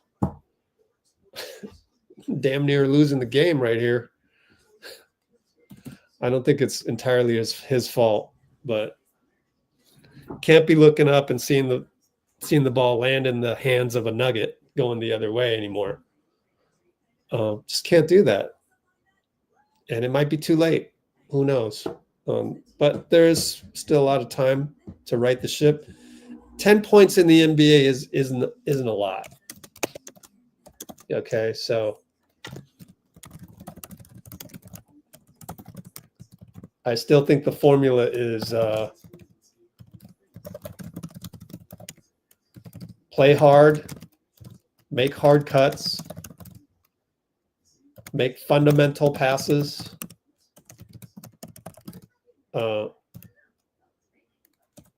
play awesome defense, and that should still lead to a win. And obviously, don't turn the ball over. But that goes with the make fundamental passes. Still plenty of time. There's time. There's time to right the ship. We got 14 minutes left. So I think we're good. But I would like to see no more turnovers from Steph, no more turnovers from Draymond, no more turnovers from anybody. I just stop playing the risky game. You're down by 10. Don't risk it. It goes all the way back to the first time I'd bounced the basketball. But again, it goes against Steph's character. He is the wild one. He is organized chaos, yada, yada, yada. But right now it's okay, that's fine. I accept you the way you are. But right now, I need you to change. And I need you to not be you. If you're the guy, if not being you means making fundamental two-handed passes, not the risky ones, only to wide open players, then you need to do that. You need to change. That's all I got to say. That's how I would coach Steph right now. So just understanding the big picture. And what we want to avoid is I just kind of laugh at the people that go crazy and blame everybody else when there are clear things to blame that you're afraid to blame tonight. And I can make a list, and the 6 turnovers is at the top of that list. But there's other things on the list. So I'm not going to be the one. I see basketball the way I see it. It's basketball, basketball, basketball. And it's not biased. And I'm not going to feed you any false information. Steve Kerr is not to blame for this game. Anyways, Jimmy's in there.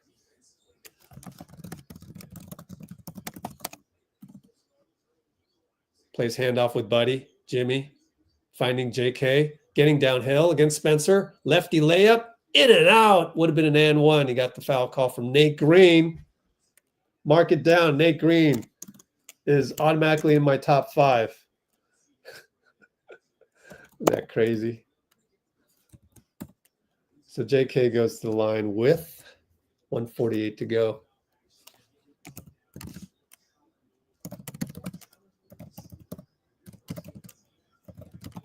Makes a free throw.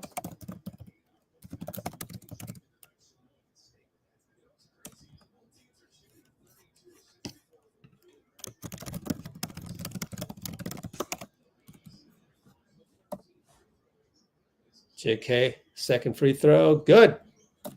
There you go. We're now down by 11. And it's Andre Miller over to MPJ. Near steal by JK. Spencer Jones there. It's chaos now. Oh, MPJ holds the ball, so no longer. He wants to shoot it. He's doubled. He kicks it. Andre Miller tries to bully Gee, and Jimmy comes over to help and swat it away. 0.6 on the shot clock.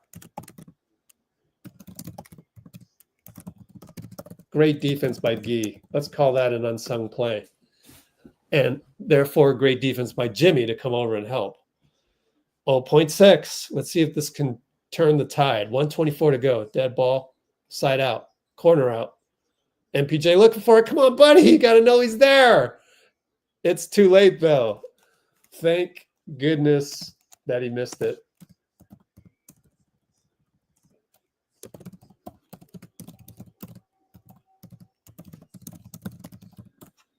Well, that's where Clay would have got that off, you know, right? In comparison with Clay. Anyways, Jimmy up top, finding Buddy. Buddy crossover over to JK. Almost standing and watching again, JK was. Now he's one-on-one. Now he finds Jimmy on the cut. Jimmy, oh, with the dipsy-do finish. Lefty dipsy-do. Catch from JK, who almost stood around. Down by 9. MPJ, Buddy. Shoots a 3, obviously, over Buddy. No good. Concar tip. Looney rebound. Great hustle, Looney. About 45 seconds left. Buddy for 3. JK watches.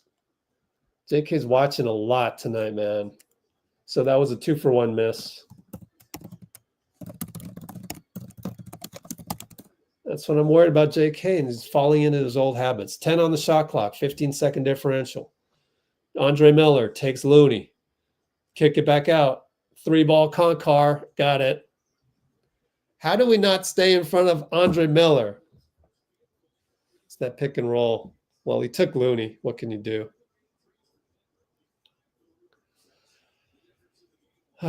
So much for that. Jimmy, 5 seconds over to Buddy. Back to Jimmy. 3, 2, sidestep 3.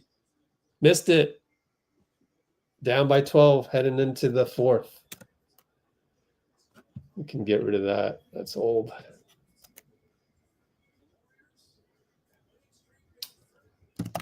$89.77.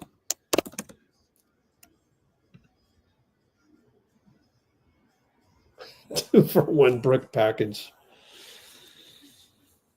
So much for the 2 or 3 stops in a row, unfortunately.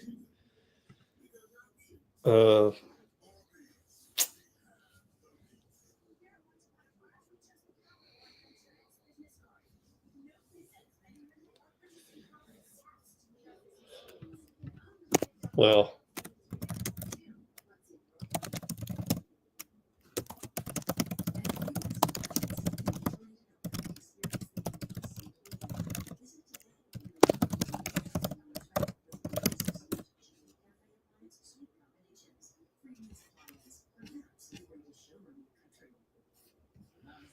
when you got a 6'8" body and you're just standing around, that bothers me. I'm sorry. It bothers me. Go rebound. Come on. We got freaking playoff seat on the line here, Jonathan. Like, go do something, man. You're 6'8". Go.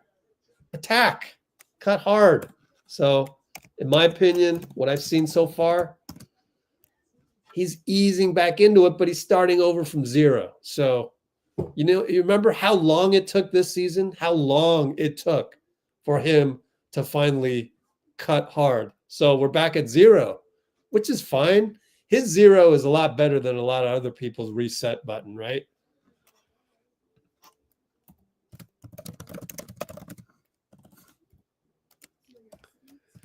Anyways.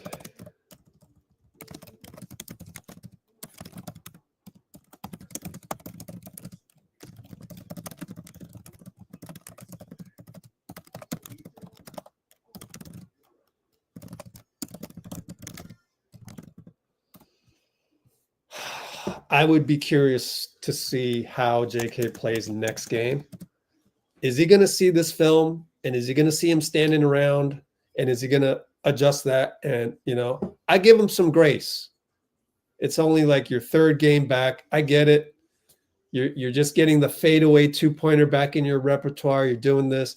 I mean, I hope he would be methodical about that. And if he needs an assistant trainer like me to keep track on a spreadsheet, all those things, his entire bag, which is a long list of skills that he can do, dude, you got to choose the right ones right now.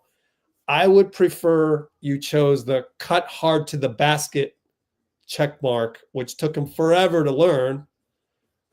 Do that one first, then do the fadeaway 2 balls. You know, I could care less. If you cut hard first, then the other things almost don't matter. So you watching around, but I get there's no chemistry there right now. But you're watching around, buddy. Shoot a 3. You're 6'8", man. You're 200 whatever pounds you are. Go crash. Don't just stand there. So like I would have, if I were his assistant trainer, I'd have a laundry list. And I'd be like, you're not doing that, not doing that, not doing that, not doing that. You are doing these. And by the way, those are more important than these. So go do those.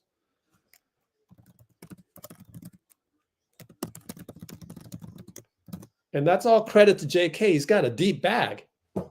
Anyways, Jimmy right side, 12 on the clock, handoff, back out. JK running start, but he got stopped by Spencer Jones, sizes him up, nearly stumbles, loses the ball. Late call foul, and JK wants to yell at Nate Green again. I mean, again, it's rustiness. It's rustiness. But, like, if you would just do some of the fundamental things better, I'd be more forgiving on some of these other things. But he's getting his legs back, and he's getting all of that back. So I give him some grace. Megatron catch pushed by Andre Miller. Late call.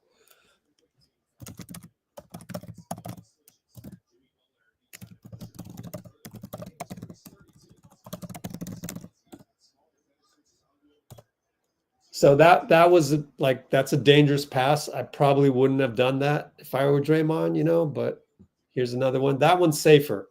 Kick it to JK. Corner 3 wide open, no good. Jimmy jumps. It's a foot race. He dives. Moody dives. Timeout. Oh, gets it to Jimmy. Okay. Jimmy spins, fakes, draws a foul. He's so good at drawing fouls. He's locked in. Jimmy's locked in. It's official, man.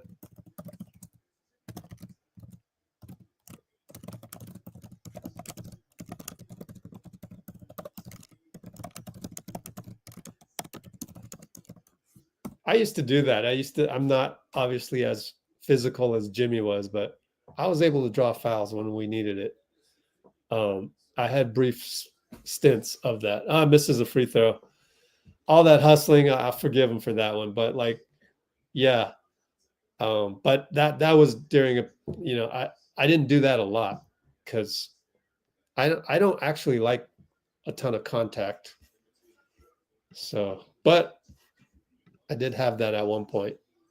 Jimmy misses both, gets his own rebound. Look at that hustle. Oh, wow, Jimmy. I mean, missed free throws, but got his own rebound. Jeez, he leaped. Wow, that's an unsung play. And really, it was, okay, out of bounds. Gary was there, kind of got in the way. Wow, they're going to call JT Orr calls an offensive foul on Draymond on the inbound. Maybe you ought to challenge this. Well, they cut to the replay late. Wow, that's a big call. And they find Najee underneath.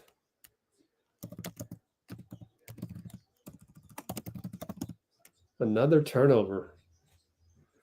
Down 14. JK inside, got it. One leg. That was degree of difficulty 8 or 9.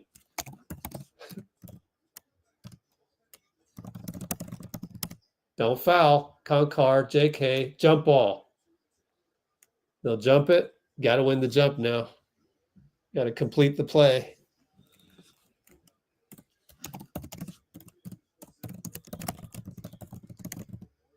It would be poetic if we could come back in this game, because we have no business winning this game, and yet I see the intensity ratchet up here. I see the urgency. I hope everyone follows. I'm seeing urgency from JK and Jimmy. JTR comes in to say Moody and Andre Miller need to be side to side. JK lost the tip, and wow, JK just didn't time it right. Russ got it. Double swing to Pickett for 3. I'll call him by his real name. You got to win the tip. Jimmy inside got swatted. He's trying his best.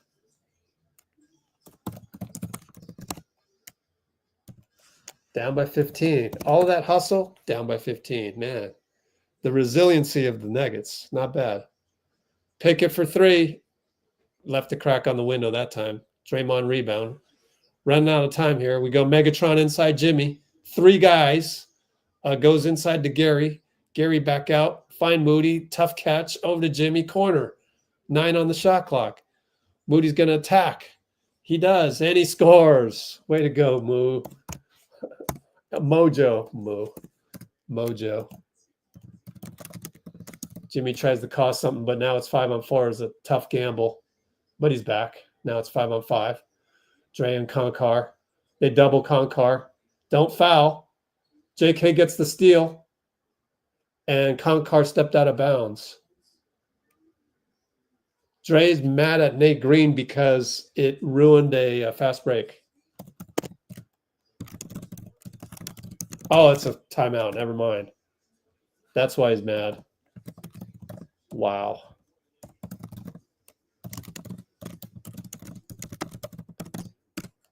Okay, so the timeout is 94-81.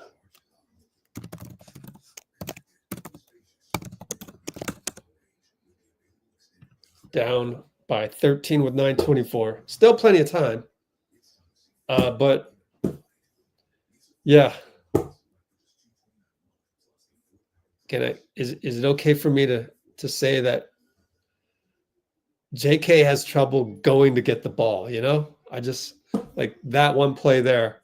If he just be a little bit more adept at getting the ball, like I think that'll take his game up a notch. If he's got so many other tools. And that's what makes Michael Jordan great. Like Jordan had all of that, and he had the ability to go get the ball, you know? So, I mean, I'm not here upset that JK doesn't have, you know, elite ability to go grab the ball in his repertoire. I'm not mad at that. I'm just saying it's a level he can get to. And I know how to teach it. Just have him run some Tom Izzo drills, you know?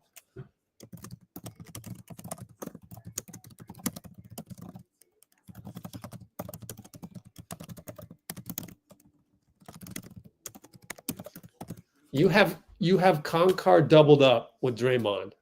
That should be a steal. So that's all I'm saying is like, and I do think it should be the top guy. Draymond is the bottom guy. He's still protecting the lane. He's bothering Concar. Your job as the top guy to go get the ball. I'm just saying, I'm nitpicking. I always nitpick JK because I love JK. I love his game. I want him to be great. So I wouldn't be pointing these things out to make him great if I didn't think he could be great.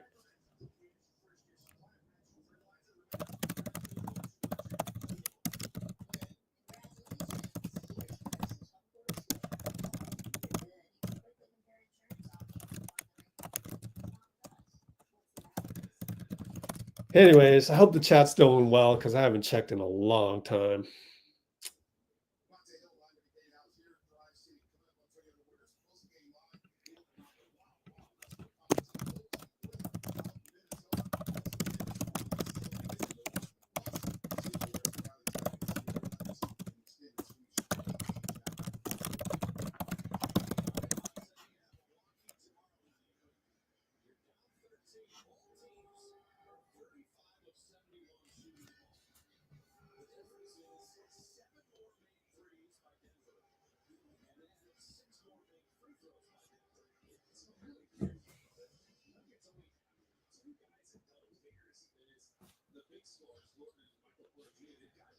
All right, we're in zone. 3-ball, Andre Miller in and out, and we got the rebound. Jimmy was there because Najee outjumped Gary, but Jimmy was there. Post up JK, go now, just go now. He goes now, kick it to Gary, nothing there, swing it around. Draymond, now Jimmy, right side, 3-ball. Got it, the rattle's in. Jimmy with a clutch 3, late shot clock, 84-94. Don't foul, JK. JK way out there, over to Konkar, looking for somebody. He's got it again in Jimmy. Over to Russ. Russ and Jimmy. Good switch by Gary. Russ for 3. Short. Barely grazed rim. Spencer taps it. Oh, hustle. And it grazes rim again. Russ again. And they call a shot clock violation. And they're going to be mad about it, but I think we're going to get the benefit of the doubt now.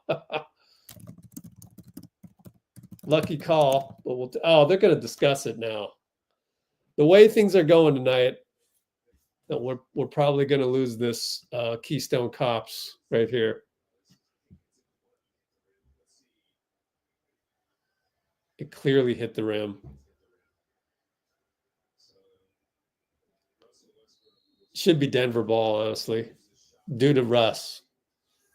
Russ is just out hustling.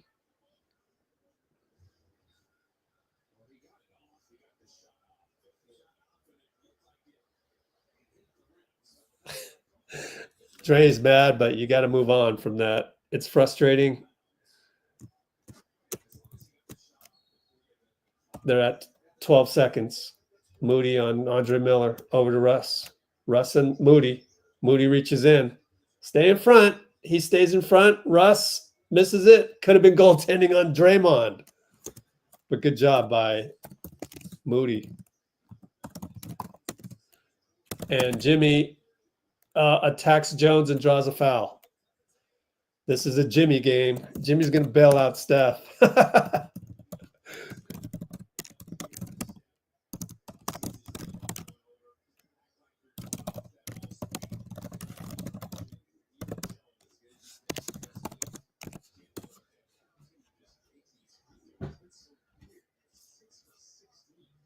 Made in Heaven, YouTube didn't like you calling Jimmy a dog.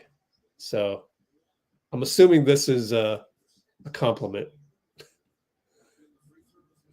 We just can't win? Hey, no, we can win. Don't lose faith.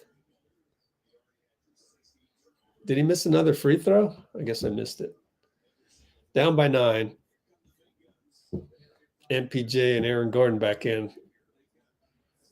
Well, we shaved the lead down to 9. And now 8. 86-94. 8 minutes left, so plenty of time. Russ and JK. Oh, it's cool to see JK in the clutch. Or I guess this isn't clutch, but in an important moment. I guess the whole game's been important. Over to MPJ. Never met a 3 he didn't like, and he shoots it over Buddy good. Jimmy yells at Buddy, but there's nothing Buddy could have done there.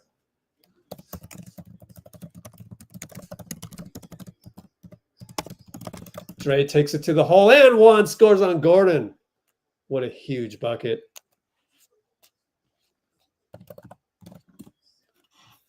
How many fouls?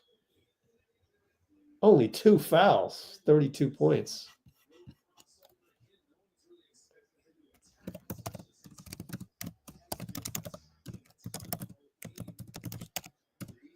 Got to make free throws.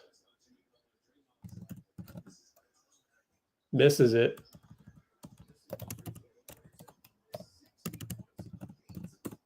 What's our free throw percentage tonight? 8 for 19? Is that real? 8 for 19.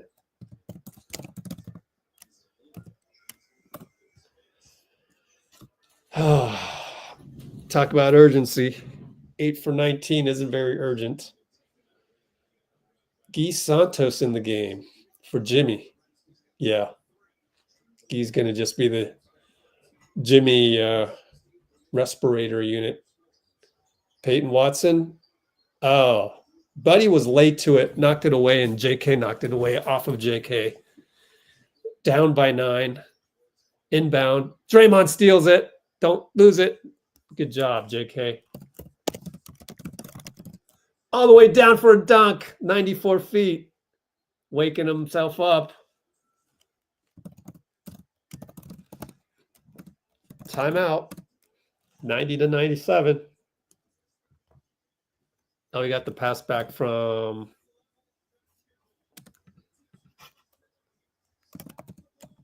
Denver, 97-90. Yeah, he went all the way.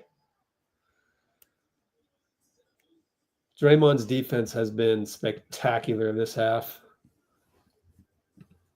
What's our score? Is it way over here? There it is. 97-90 with 7:19 to go. Cool. So we got some momentum, and I think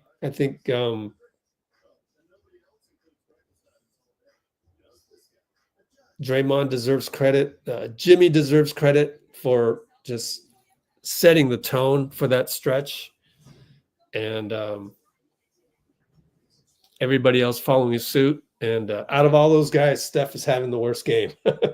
But maybe you never know. You know, this guy can just have 47 minutes of crap game, and which never happens. But he could play, for the most part, not a good game, and then suddenly just burst. So that's what makes him special.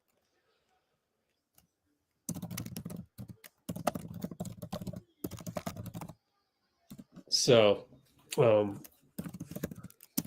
be sure to credit Draymond and Jimmy for this Q4 stretch here. I love the fact that Jimmy was hustling to get his own offensive rebound. He's like inviting contact. It didn't work all the time, but it's working, 3 out of every 4 times. And of course, what we just saw from Draymond.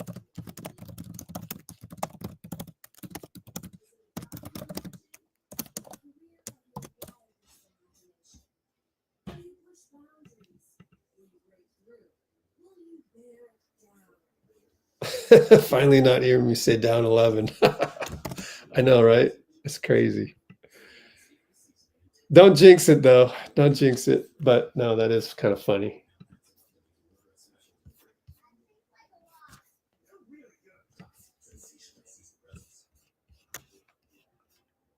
Okay.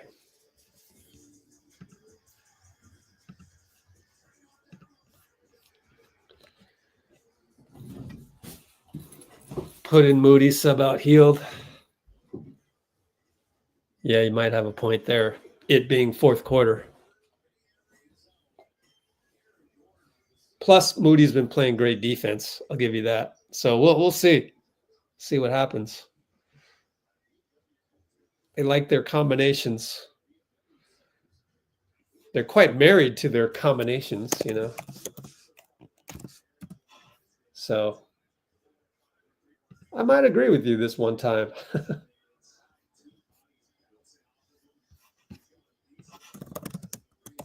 Oh, JK gets a steal. We put pressure, and he gets fouled. Beautiful defense. Actually, it was Steph.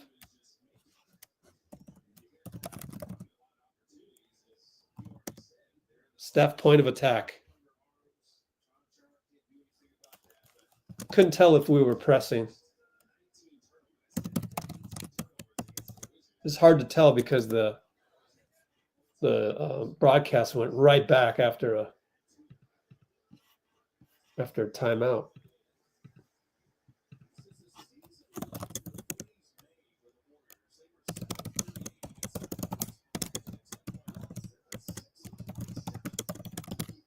But he's still in there. I see him walking behind JK.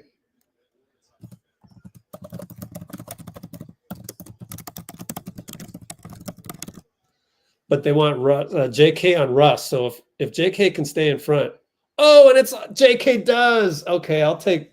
So now you gotta say, okay, good, maybe it's a good call to go with JK.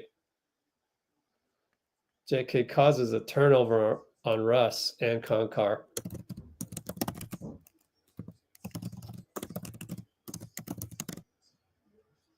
That's an unsung play. JK, jab step, over to Steph. Steph drives, wide open. Fouled from behind. No call. A late call by Nate Green. Unbelievable. What does the guy have to do? The fact that it's a late call is bogus.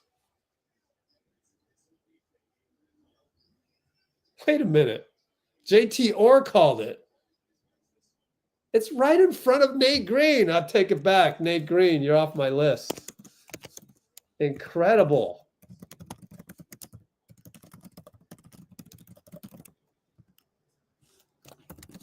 Clear foul. Steph drive. Pass Russ. JT Orr had to make the call from the hash mark. Adams League, man. Steph free throw, makes it. Oh, that one looked off and he made it. We're down by 3 only. Russ and JK. Sure like this. If that forces Moody to the bench, I'm okay with it. Aaron Gordon bump off on Gee, scores it. It's odd to me that we didn't just go, probably because we got a back-to-back. You know, is why we got Gee and, Buddy in there. Steph on a inverted or on a screen from Buddy. Step back, no good. Gee jumps, Aaron rebound, and he finagles a call, even though he got the rebound. I don't like those calls. He has the ball already, and you're stopping the game.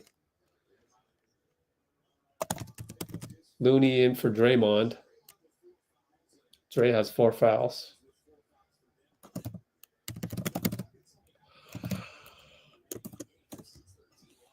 Well, I guess there's plenty of time left. Only a 5-point ball game, so stick to your rotation.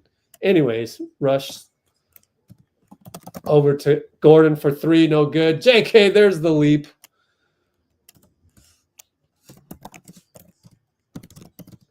And he'll go stutter step on Russ. Doesn't get the call. He's still arguing. Steve's advocating for it, but I would just have JK stop arguing.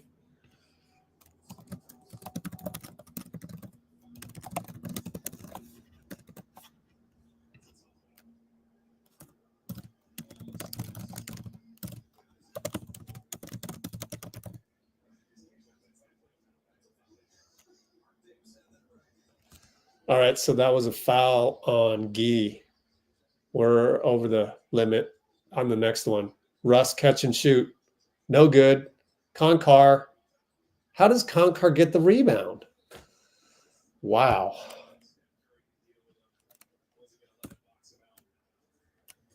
So we got the rebound, put back. Timeout, Steve. We're down by 7 again. Steph's mad that he didn't get the rebound.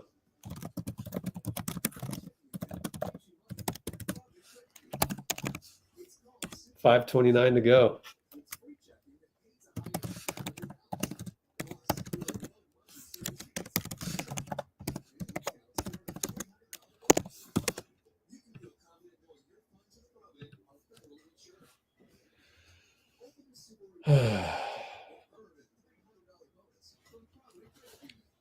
Let me try and see what happened on the Concar rebound.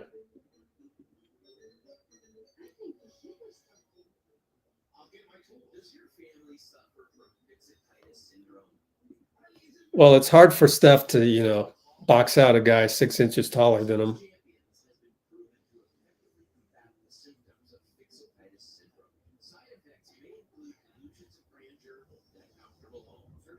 I don't know. The ball just didn't bounce the right way.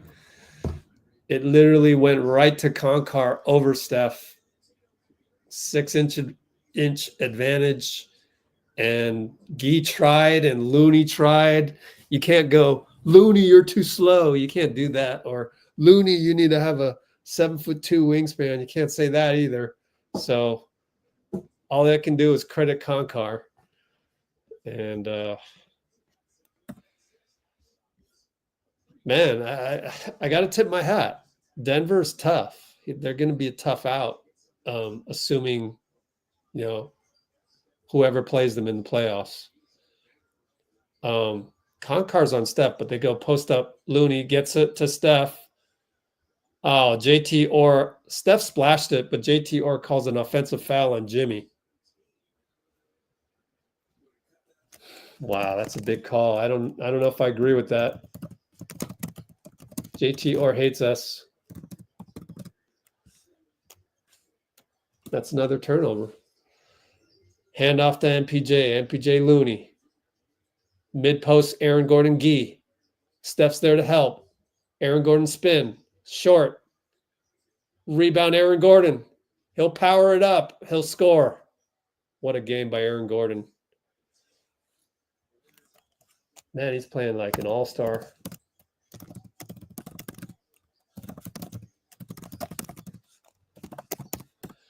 Looney looking for Steph. Well, we need some hero ball now. He'll take Concar 2-ball against Russ. They're going to call charge on Steph. Let me watch the replay. Well, his feet isn't moving, but his body's moving. So I don't know. Why show Aaron Gordon's putback? We don't care about that. I think you have to challenge this. Oh, he's moving. Yeah, he's moving. I think you got to challenge this. Thank you. We challenge it. That's why you save your challenges. I got to hand it to Steve for saving the challenge. 4:31 to go. This will pretty much decide the game, in my opinion.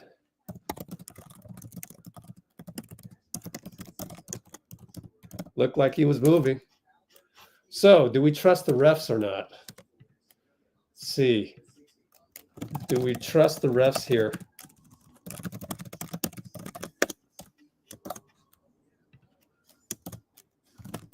Keystone Cops.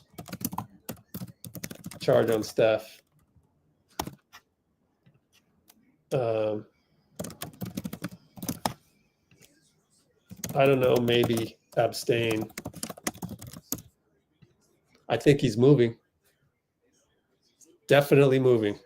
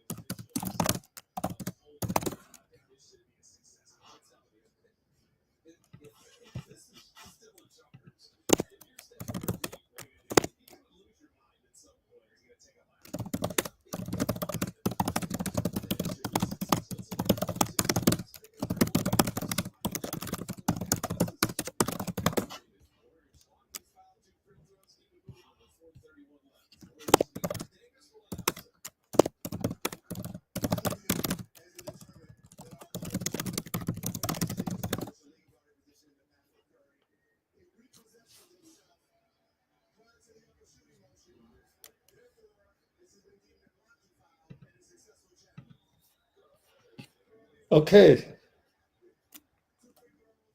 So are we now okay with Mark Davis? I'm not sure. Mark Davis rules successful challenge. Does he return to my top 5?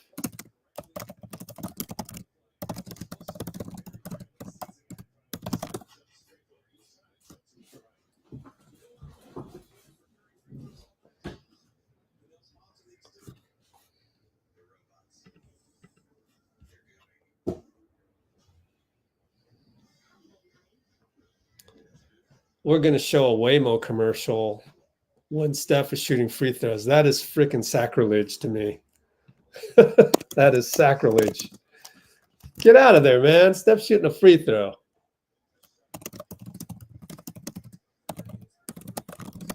He made both. So now we're down 7. Russ, Steph switches on. Gary's in there. And Gordon, the pass got kicked. So they're going with Gary instead of Moody.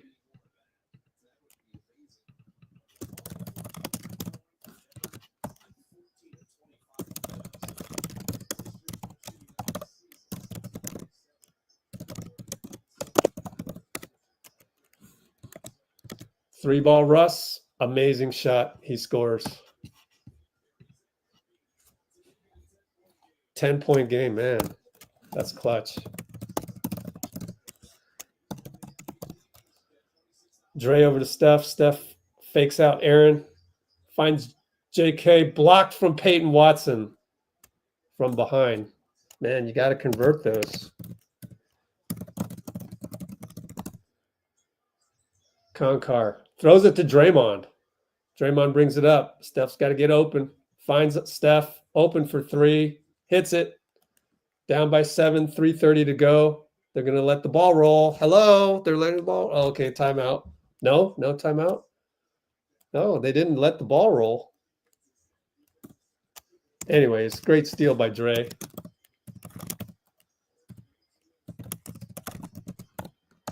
Peyton Watson blocked by JK. It's a foul on the ground, though.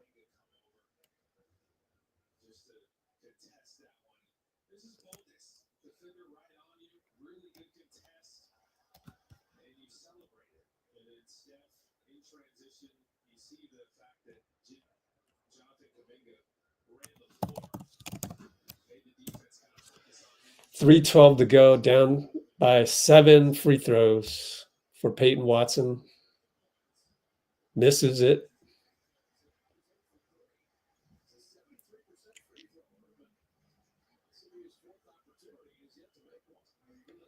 Peyton Watson mad at himself at the line.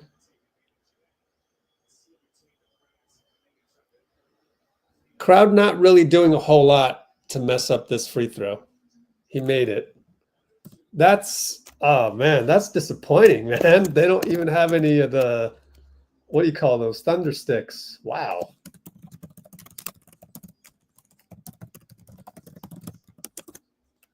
Steph for the hero ball. Clanked it. Well, he's just off tonight. AG causes a jump. He's going to call foul on Nate Green, calls it a foul.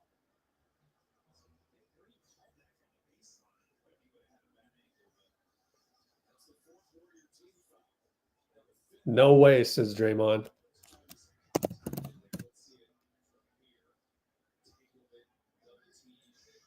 I mean, you can't call that in the playoffs.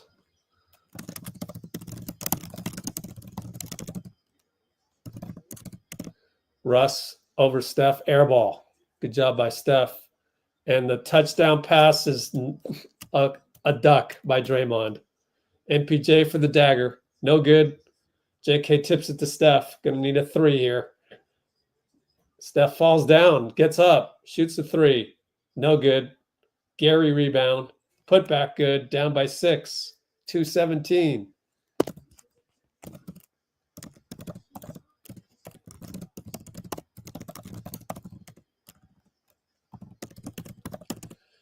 AG and Steph.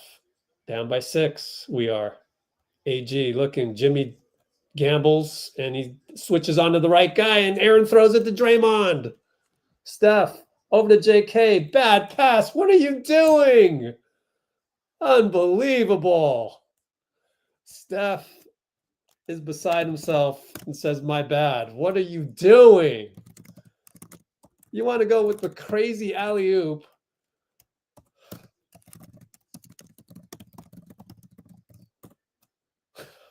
Seven turnovers. You wanted Buddy to play instead of Moody. That's what you're mad about. Tell me you're human. Tell me you're human. Are you not mad by that? You got to be mad at that. Aaron Gordon puts back an air ball. How can you? There's absolutely no. If you're more mad about Buddy was in the game, normal rotation than Moody, then Steph's throwing the ball like that, there's something wrong with you. I sure hope that incredibly boneheaded play by Steph is more of a blame to you, is more of a cause of a loss to you than Steve Kerr putting in Buddy Hield for Moody in that normal rotation way back. Because if you don't feel that way, there's something wrong with you. There's nothing that Steve could have done at any point in this game that you can blame him for versus what you need to do there in the blame of Steph. He's losing the game. Now, granted, it was a steal by Draymond, but like the basketball gods do not reward that stuff. It's just. So, anyways, you guys can go ahead and keep being mad about Steve putting in Buddy for Moody at that point in time.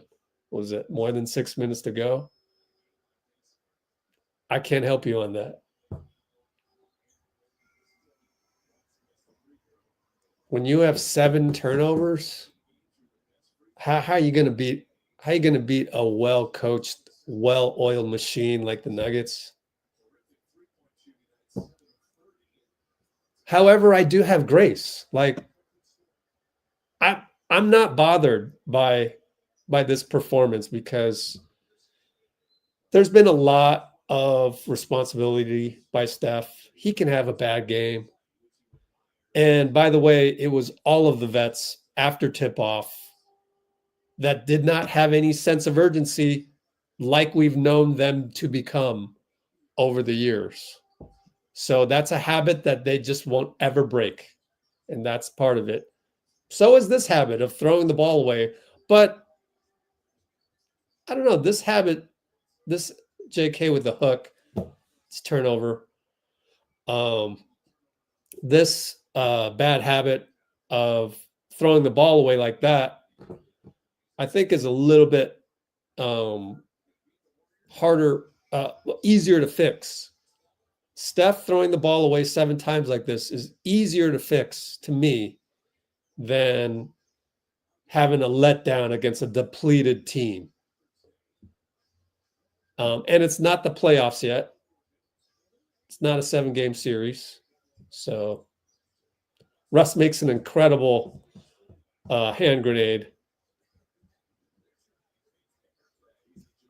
Good humbling experience. And here we thought, you know something's going to go wrong. That's just basketball. We thought they're going to go 17-0, Well, it didn't happen. They could still go 16-1, but it's really hard to be perfect. Really, really hard to be perfect.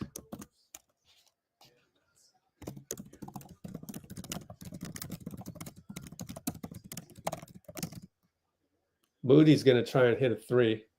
He does. Denver didn't play defense. Steph will let Aaron go, and we'll take an L. But I'm not that mad. I'm not that bothered by this.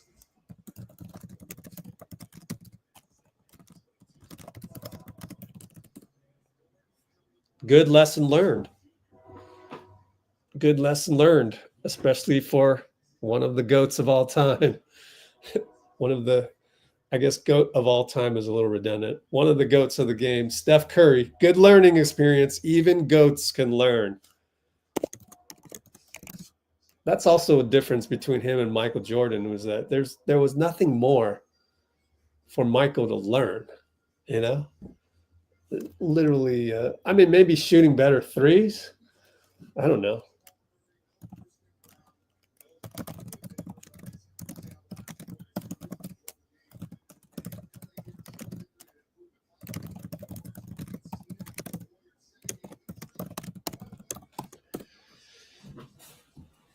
And even then, if you were to say, oh, okay, so Michael Jordan, one of his flaws was he wasn't a prolific 3-point shooter. Well, you kind of have to start when you're young on that one. So it's tough. But, oh, well, we lost. All of our high expectations come back down to earth, and that's fine. Life is about humbling experiences, man. If you don't believe me, then you haven't lived long enough. Trust me, everybody goes through it. Everybody goes through it. Life is all about being humbled, and we sure got some humble pie tonight. So let's get the post-game interviews lined up to go. I hope I have enough memory here. That is truly a concern. Let's see. Wow, how'd I get 47 gigs? Open up 47 gigs. Okay, we're good. We're good. I kind of wish the loss would have been against the Knicks, and then we would have won this one. In terms of just my own personal schedule, I didn't have time to do a whole lot of post-game coverage after the Knicks game. And it's harder to get people to enthusiastically click on your videos after a loss. That's one painful lesson I've learned this year. So, yep, that's what we got for tonight, is a painful loss. But, hey, I am really proud of how we came back. We came back. We cut it to 3. And it just wasn't Steph's night. Couldn't get a 3 to fall. 4 for 14. The silly turnovers, of course. But overall, I am really happy with performances by everybody.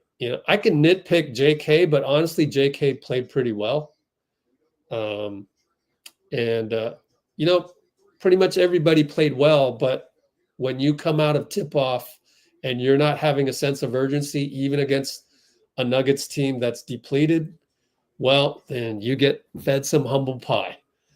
And we've seen it over and over again with the Warriors. It's literally one of the biggest Achilles heels that they have. But that does come with, 4 championships in 10 years type of deal. It's part of the deal. Just like the turnovers of Steph, part of the deal. So what can you do? And anyways, thank you to the Blue Wrenches for keeping it civil in the chat. If you're new here, FYI, we try and keep it high vibrational. So as I, next up, post game, podium coverage. But we keep it high vibrational. So let's run the money long high vibrational tape. Here we go. For 2 minutes and just exchange a few words and know where that person is vibrationally. If they talk about other people, gossiping, hating, like, all right, this might not go that far. I remember one time I had a moment in the studio where J. Cole was there and I was just having a bad day and I started just talking trash. I was talking to my other friend Teron and Cole came in the room and within 2 minutes he heard what we was talking about and he got up and left. And I just remember being like, damn. What we say? Why did he do that? Yeah. But then I realized we wasn't on the same frequency. He not on that. Complaining. That kind of conversation does not circulate in higher level rooms. He didn't judge me. He didn't say nothing bad. He sat there, he listened for like a minute, and then he got up and left. Because what happens is when you're high vibrational, most likely those people are going to bring you down. You're not going to be able to bring them up. And so with that, for those of you new here, because we have 98 concurrence right now, I am Rich with Let's Go Warriors. Been doing what I've been doing for now, credentialed with the Warriors in 2009 was my first one. And these are all my credentials. Went to a lot of road games, a lot of every home game, every practice, every morning shoot around, every pregame interview with Steve. I was there. Our channel has a library of all that stuff. But now I'm here, and what I want to do here is to spread those good vibes, because that's how the Warriors would do it. That's how if Steph can make a clone of himself and watch the game with us, that's how we would watch it. That's how we exude the Warriors culture and how we embody, what Steph is all about. So this is me just saying goodbye to Steph in July, because I was like, I'm not going to follow you around all over the globe and chase you around and take all these videos anymore, because I got to look out for my health, not just the physical health, but the mental health that comes with the physicality of trying to, book the right airlines, be in the right place, book the right Airbnb, make sure, you're at the arena 3 hours before tip-off and filming JK and Moody shooting around, or in this case, this year, it would probably be Pat Spencer and, other rookies shooting around, or other 15th man on the bottom of the roster type guys. Quentin Post probably gets his pregame pretty early because he's one of the new guys. So anyways, I've been here a while. I'd like to think I know what I'm talking about. So in case you're wondering, who am I? Because there's a lot of, people covering the Warriors that you could listen to.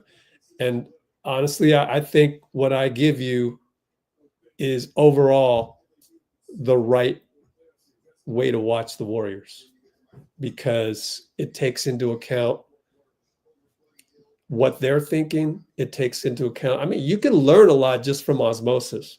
You go to Warriors practice every day for 15 years, it rubs off on you, and you get the vibe and you understand it. And it is all about high vibes. That's what Steve Kerr exudes. That's what Steph Curry exudes. And that's what we're here to maintain.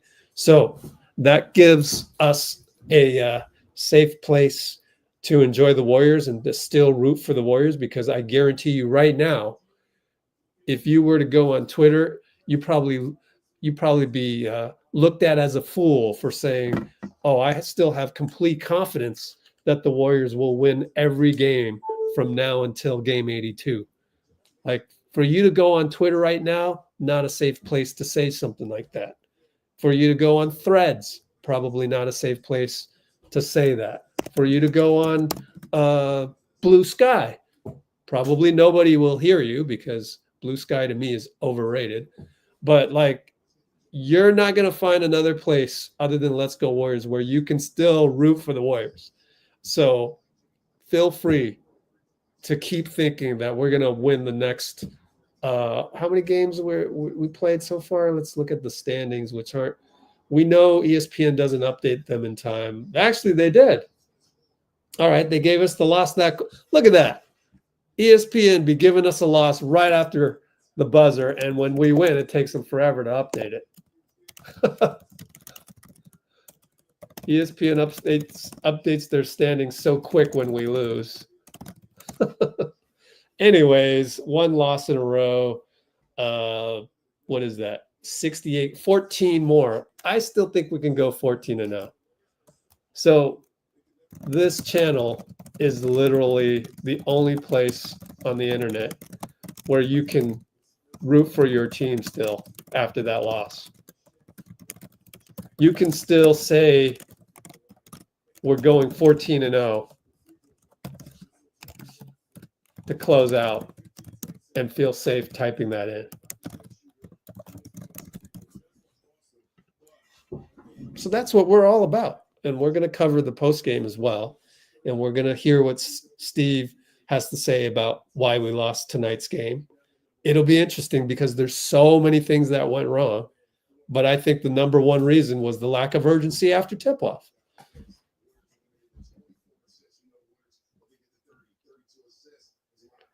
Yeah, at least this will be fresh on their minds. That's for sure. That's a good observation. I mean, or good opinion to have, because it does sting. This loss definitely stings.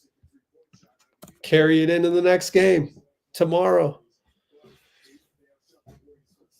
14 games ago. I'm quite confident of that. 68. Yeah, I did my math right there. Yeah, pretty sure it is.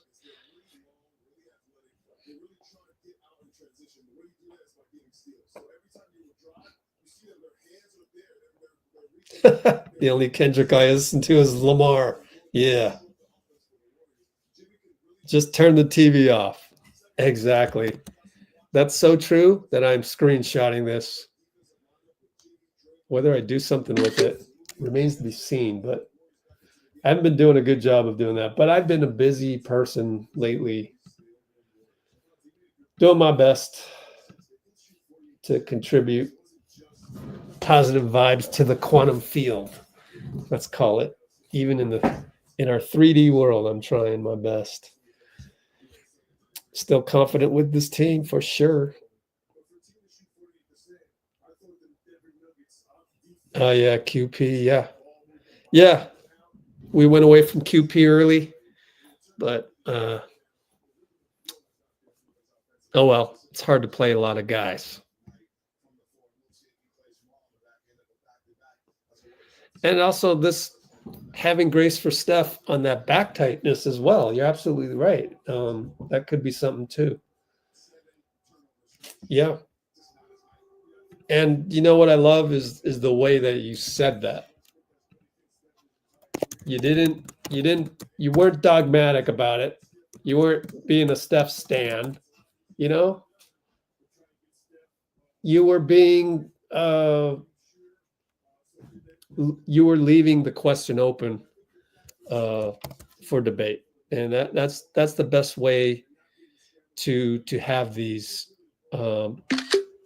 debates and analysis. I honestly forgot about that, so thank you for the reminder, because that very well could be it. But did you notice I totally forgot about that, and yet I knew I had to give him grace. because I mean, you just know that. You just know, like, you're more able to forgive when you've got the good vibes going. You stay high vibrational. You just let things go. You know, I'm gonna let go of those 7 turnovers real quick. Yeah, I was there holding on to it for a while, kind of upset at Steph for a little bit, but now it's time to let go of it. All right, Steve Kerr at the podium. Let's go to Steve.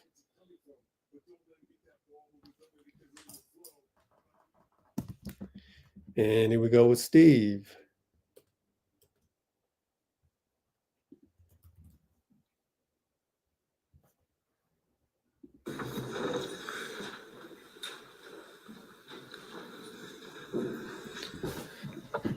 Uh, 20 turnovers tonight, including some pretty bad ones down the stretch. I mean, is that what you pinpoint most? Yeah, I mean, it's hard to win an NBA game when you throw the ball to the other team 10 times, and that's what we were facing tonight. And you know, they played a great game.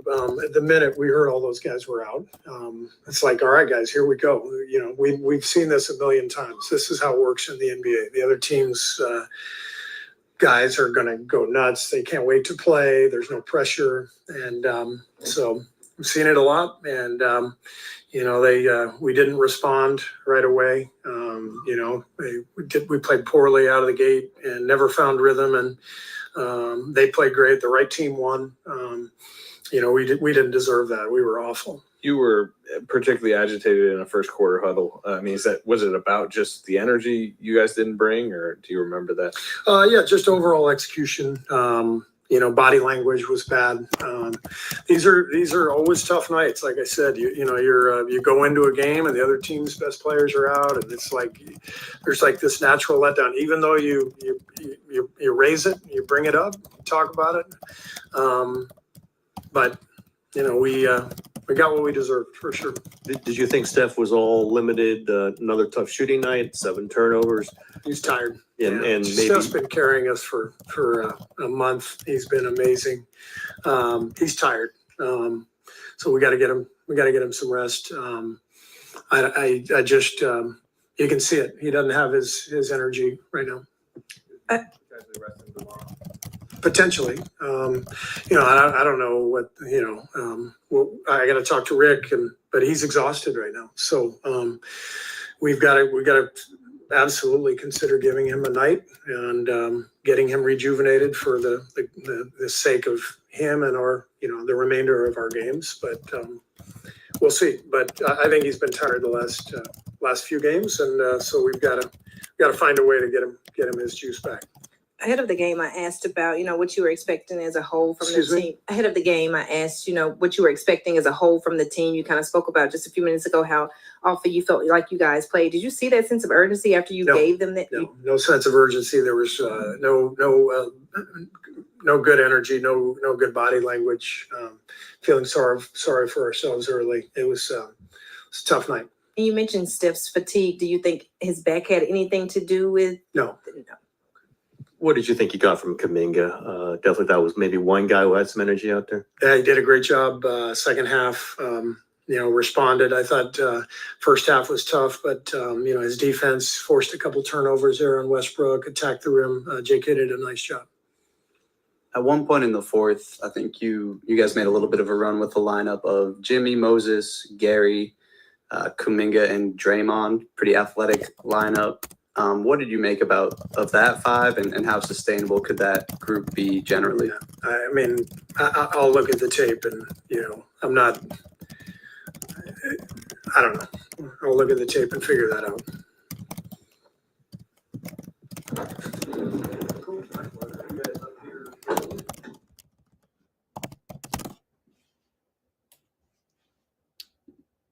All right. So I think Pandalau in the comments we have a chance to convince this person that the suggestion there, what you're suggesting is to sub Steph out. It makes sense in theory, and as if you're playing a video game where you would sub him out from NBA 2K. Yeah, for sure. Right. You got, health meters down. You can see the graph on the player card as his health is down or whatever. I don't play NBA 2K, but I would assume there's a fatigue factor. So Steph, the video game character is fatigued, so you take him out. But in real life, it doesn't happen that way. In real life, you can't bench Steph. You just can't.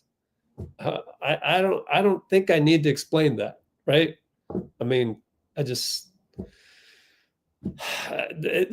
doesn't need an explanation. It really just doesn't. But just in case, all I can say is, if you go actually play basketball and you have a coach in charge of subbing kids out, sooner or later, you're going to bump into a situation just like that. And you're not taking out your star player. You're just not. I don't care how tired he is. It's not going to happen in actual human real life. So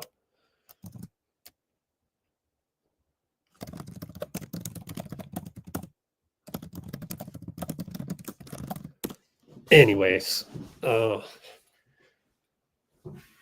yeah, I guess losing actually tonight buys me some time in my ultimate goal to do a podcast after every game. So we won't do it after a loss. We got to kick it off the right way. And so that bails me out. I'm exhausted. I drove to and from LA this weekend. So I just got back. Literally, when I went live was when that's the fastest I could go, whether it's like I had to drop off a car and come back home, all of that. Getting some food for later because I knew all the restaurants would be closed by now, and I don't have any food. So anyways, if we had to lose one of the next 15 games, let it be tonight. So we have 14 left. So BP coming back tomorrow. I have no idea. Do we have any update on BP in the pregame? I don't know. Let me go look up Pajemski in our Discord. In fact, we could just go follow me here. Let me put the press conference on live so that we are up to speed with the next person. But let's go look at share screen Discord. Unless you guys have an answer in the comments. Let me see. Where's my Discord? I don't even see it. Discord. Throw it on the other screen. Let's see. There it is. All right. Let's go to GSW feed and let's look at Pajemski. Search Pajemski. Still on pace to return tomorrow. So that's per Slater.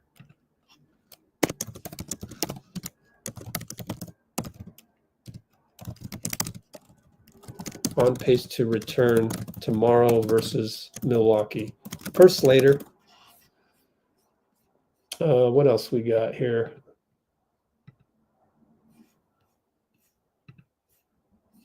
Jump to present. Also gives me a break from doing the behind the scenes. I couldn't, because I was in LA, I could not do the behind the scenes of the Knicks game, which too bad. Those are my favorite videos to do. Yeah, just repeating some of the same that we saw. So let's switch the screen over to the browser. And yeah, so I didn't get a chance to do any. There won't be a Knicks. Got Draymond. There will not be a Knicks behind the scenes video as we had the 4,000 one. So too bad on that. But let's switch it over to Discord in case people start showing Draymond on there. And let's have Draymond right now on the post-game podium. And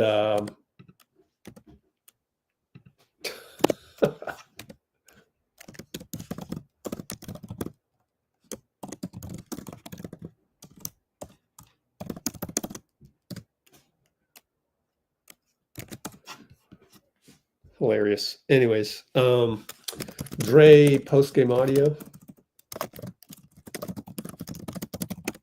Now on. And I'm going to use a restroom break myself.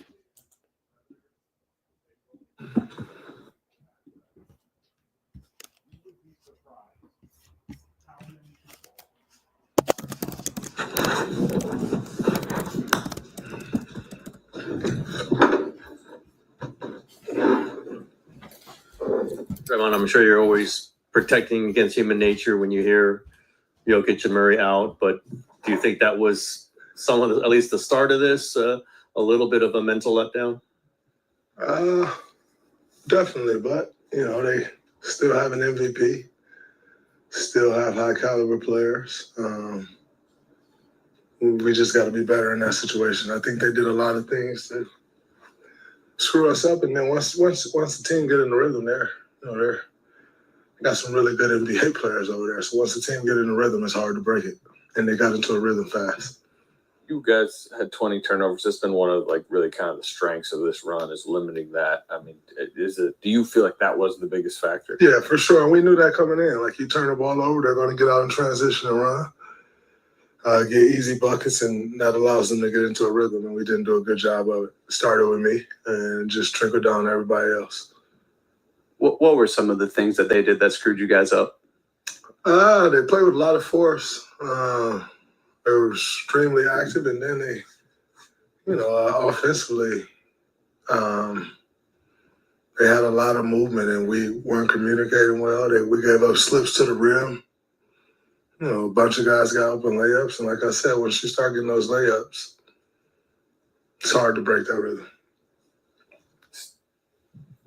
No, I just want to have you comment on your 6,000 number of rebounds and what that all means to you and your efforts. Oh, that's cool. I take pride in rebounding the ball. I play for Tom Izzo, so you got to rebound. So, yeah, I think to reach any milestone in this league is, pretty good. So, it's cool. Steve said Steph is tired. Do you see it?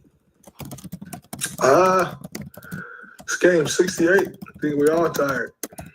It's the reality of the NBA. So we just got to all figure out a way. But I think, all things considered, everybody's tired. You usually, the way the season works, you kind of start off the season fresh and kind of get to a point to where you maybe after, it used to be like late January, early February, really late January, you start getting into them dog days. And then you get to the All-Star break and you kind of get rejuvenated coming out of the break. And then you kind of get to this point and it's like can't quite see the All-Star break anymore. But you can't quite see the end yet, and you kind of hit those dog days again. And that's where everybody is right now in the NBA.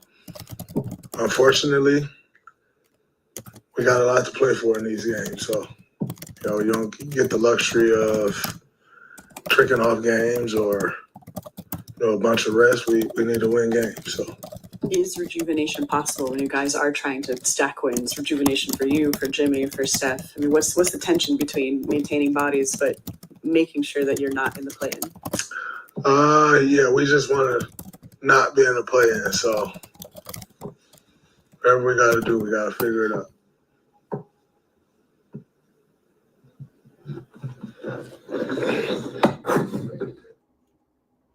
There we go. I knew we'd get people like this, and I'm not surprised. We got a new guy and the same old guy that wants to play 12 guys every basketball game. Oh, I've done it. Yeah, right. You've done it with 12 guys that don't give a shit. You're probably 12 pansies. You know what I'm saying? Like they're probably scared of you. So you could sub in 12 guys anytime you want in your real life example. The real life example is that you'd pee in your pants standing out there at Chase Center waiting to sub out Steph. You wouldn't stand a chance in front of Joe Lacob across the way. Come on, bogus. You're a bunch of nonsense, man. The only thing I hope is that I hope when I saw your comment, I automatically thought that you meant you'd sub out Steph. Now, maybe if I scroll up above, you're talking about something else.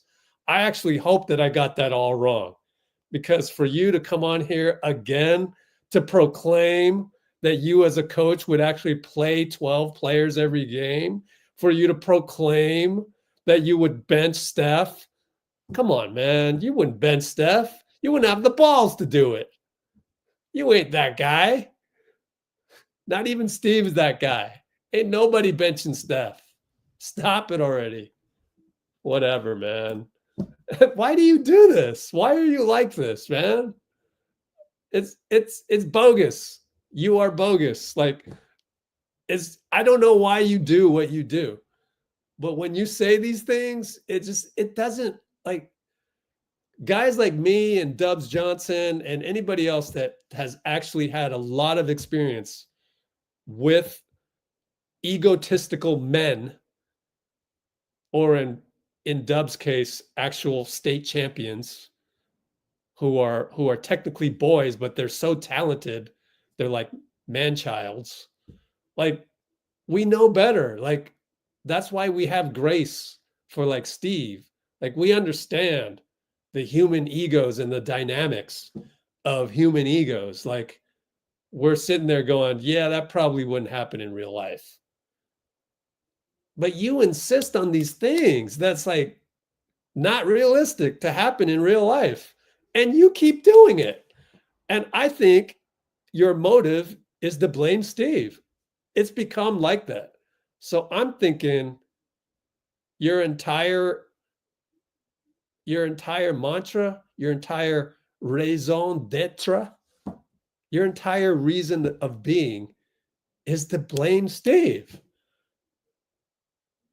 And then that gets into the territory of, okay, but look, I don't blame you. I have grace for you too. You know why? My dad's the same way. My dad always wants to blame somebody. And that's just a result of being addicted to that. And he can't snap out of it. He's not the only one in the world. There's probably 99.9% of the world's population are stuck in that way, and they don't know how to get out of it. So you want to blame this, you want to blame that, and it's like, I got too many things going on in my life to be blaming this and blaming that. Like, I really do. Like, all of this doesn't matter, quite honestly. But what does matter is that we have a place where we can still enjoy the team without throwing anybody under the bus. And part of that is just going back to that gratitude for everything and understanding the human condition, having respect that we're watching on a flat screen and they're literally out there in real life dealing with these real life issues, which is Steph is exhausted. So for you to go like, oh, Steph is exhausted, well, then take him out. Like, come on, man. That's not real life. Like, what's the agenda? Is the agenda to check off your box of the result of a win? Because if that's the agenda, then you're missing the point. That's what I'm trying to say. The whole point is to enjoy the process. Now, it's bittersweet and it stings to enjoy this process of, there's a whole laundry list tonight. Okay, maybe number one becomes Steph is exhausted. Okay, fine. Number two is, number two is we didn't take them seriously. We didn't have urgency at tip-off, as Bruce commented. Like, then there's number 3, 4, 5, 6, down to like 17 reasons why we lost. And it happens. It happens. overall, we're still a damn good team. Overall, I still think we can win the championship. Overall, I still think we can win the next 14 straight. And we're not going into the past because that's impossible. So we can't change it. And be careful of applying what just happened in the past to every future event. Because I'm damn sure that we're not going to have the same low level of urgency tomorrow night against Milwaukee, right? So you can't apply what you just saw to every resulting thing in the future. So your brain wants to predict the future because that's what the brain does. It's designed to make you survive. And in the process of surviving, it's got to be the most sophisticated and accurate anticipation machine. And so your brain is thinking, what can we prevent in the future? I am scared of losing another game like this. Therefore, we must institute a rule where Steph must be subbed out if he looks like he's having a bad game or he's exhausted. I'm telling you that in theory makes sense. It's just not realistic. That's all I'm saying. So we just need to go back to enjoying the process to understand all of this. For the bigger picture. And it's hard to explain. That's why I like YouTube and I like live streams where we can talk it out. Because you can't do this on Twitter. You can't talk out things on Twitter. It's damn near impossible. It's like not built for that. You just can't do it. So things like this, a game like this has to be, it is best served for a chat like this.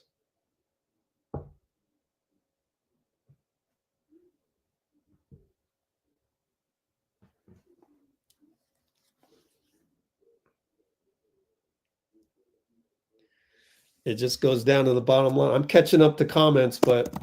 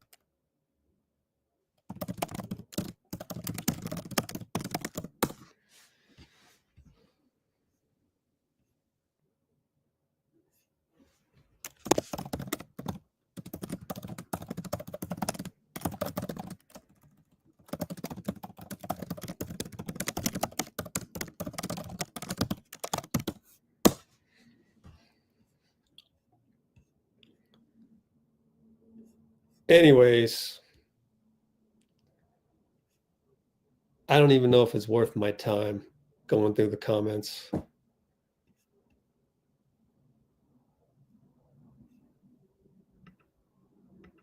Not every loss is a terrible loss either. So just like Bruce is saying.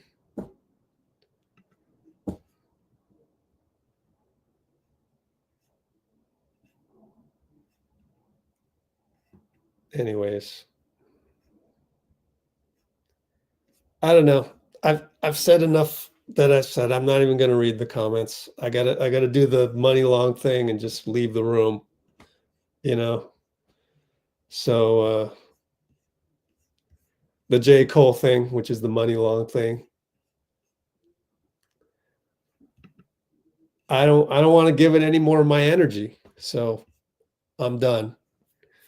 I'm done with that. We're not doing that. We're going to cover the rest of the post game as necessary. I would give Steph the night off on the podium. That's what I would do.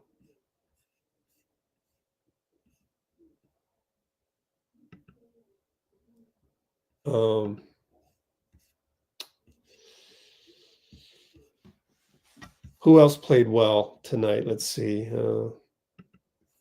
Might as well. There's not a whole lot going on Discord because the Twitter's not, having a lot of tweets.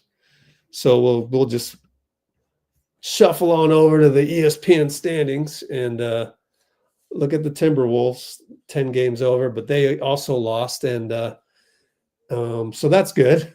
Minnesota lost. We got Denver 19 games over. I saw pregame. Steve was like, "Yeah, we're 3.5 games behind, and if they beat us tonight, they're going to be really tough to catch." But they beat us tonight, and they're going to be really tough to catch. So that's that. We could probably go 4th or 5th. Let's see. 17 games over, and we're 10. Oh, that's tough. That's tough.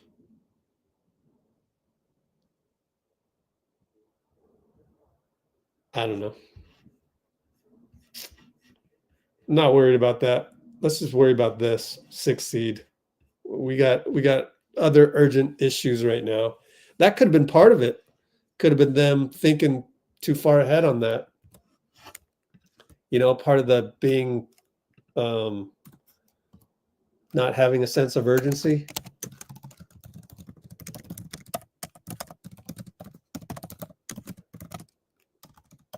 Looking ahead to beating Denver.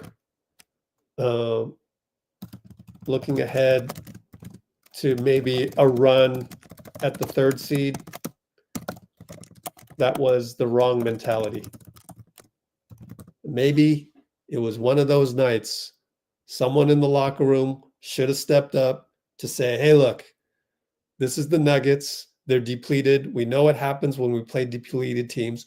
Right now, we're looking up at the 3rd seed when we're down here at 6, and we got 7 nipping at our heels.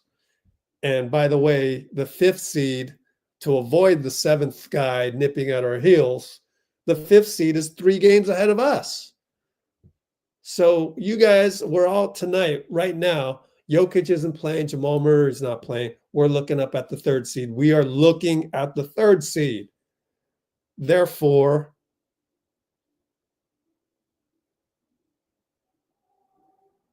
completely change the mentality at tip-off. But nobody said that probably. And even if they said that, they probably couldn't get over it.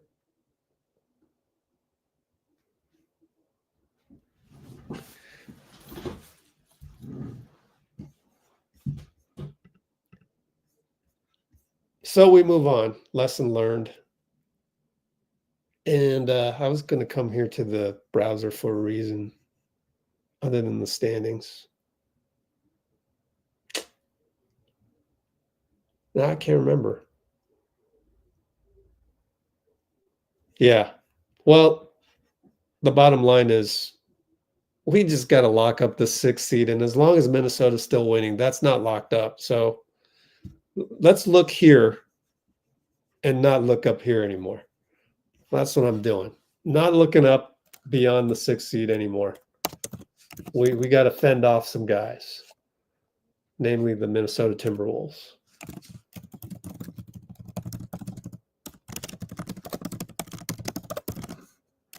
That's my lesson learned tonight. Not looking up, which doesn't have any bearing on anything. If I were to enter tonight's game not looking up at the Nuggets and not trying to think ahead and all of that, that still has no bearing on the game because I'm not in the locker room, right? So what I bring to a game doesn't really matter. But me as a fan, I think it's healthier to just focus on 6-7 than anything else. We need to win games merely because Minnesota's trying to catch us. The moment we look up, then you forget about Minnesota, and that's not constructive. That doesn't keep you focused on tonight's game. So that's what I would do from now on. Looks like from now to the end of the season. I mean, unless the Lakers lose, like what? They would need to lose 6 straight games? Yeah, 16. Unless the Lakers lose 6 straight games, which probably isn't happening, right? Unless mathematically the Lakers lose 6 straight games. Then you can look up.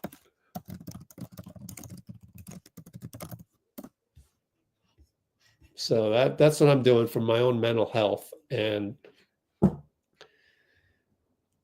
that's what I would say to the team.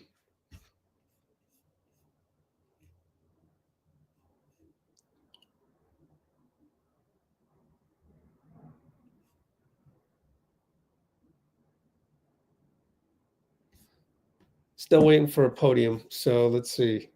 Go to Discord.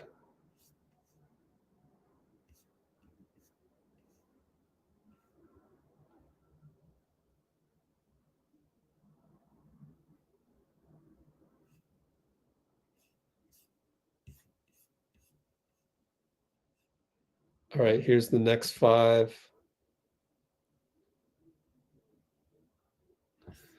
What else?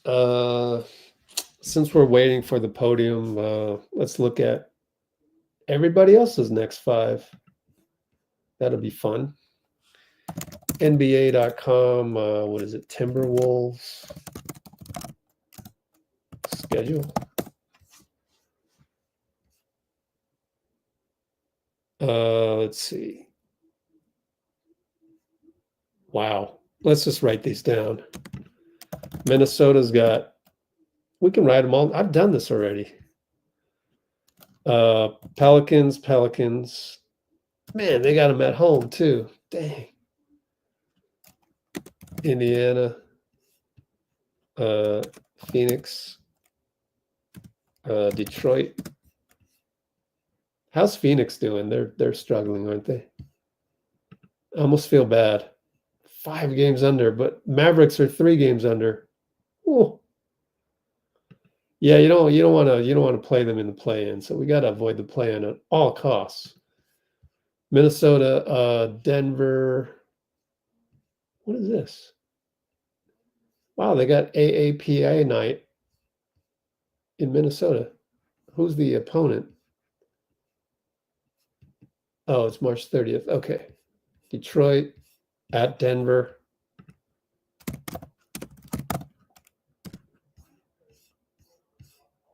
At Brooklyn. At Philly. At Milwaukee. At Memphis. Ooh, they got a lot of, wow, 5-game road trip. Back home at Brooklyn. In Utah. Man, that is a softer schedule, it seems like.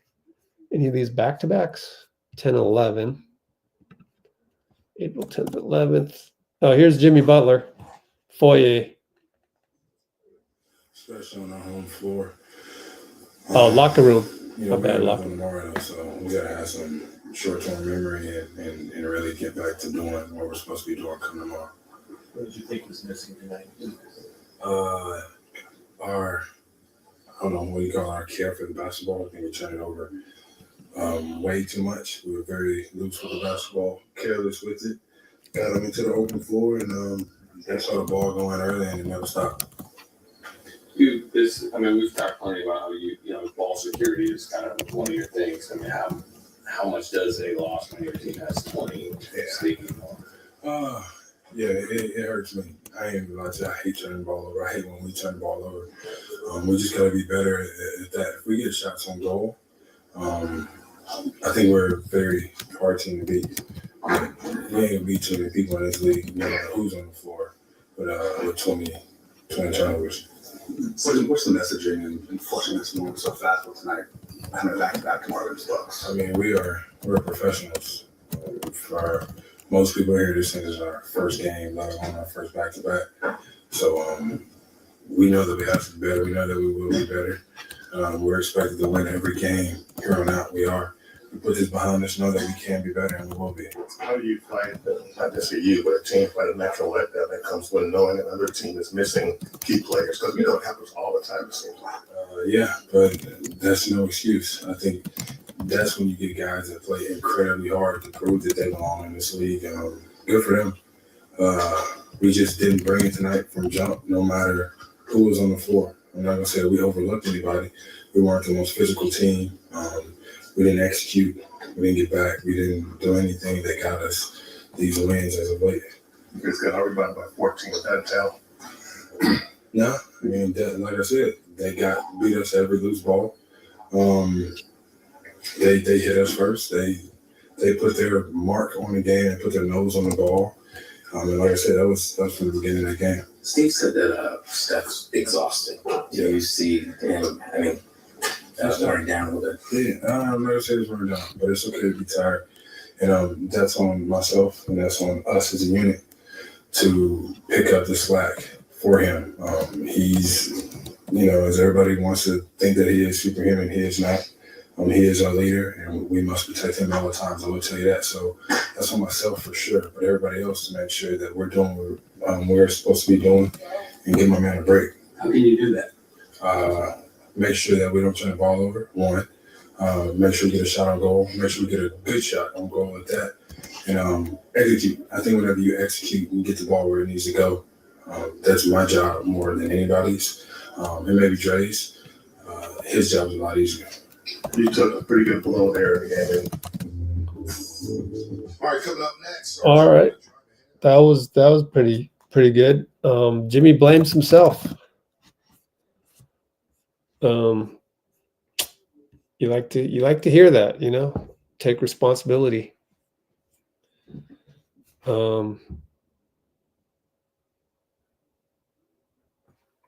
So Gary Payton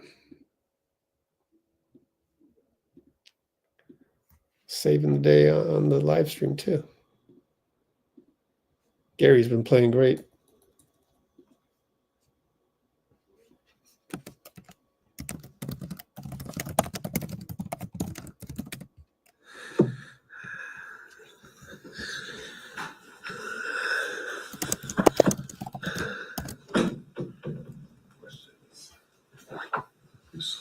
Here, I know you're always trying to protect against human nature when you see two of their big guys, three of their top five guys over here miss the game. But do you think some of this was a mental letdown when you saw Jokic and Murray and Brown out? We just came out flat.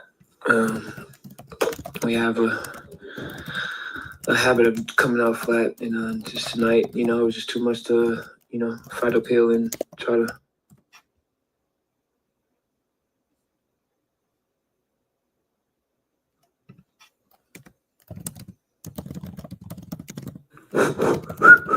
Okay, we're back. But yeah, it was just too much of an uphill battle late, fighting the turnovers, trying to get stops. But, guys were excited to play. We knew they were going to, be excited to play. Russ did what he wanted to do. Michael took a lot of shots that he wanted to do, and AG did too. So, it was just turnovers. Steve describes Steph as exhausted right now. Is that something that you've noticed? And when that is the case, what can the rest of the team do? Yeah, it's a Wardell question, I believe. But yeah, we try to, take as much, off the pressure off him as much as we can. But, he has a guy on his hip 48 minutes of the game. So I'm pretty sure he's a little gassed.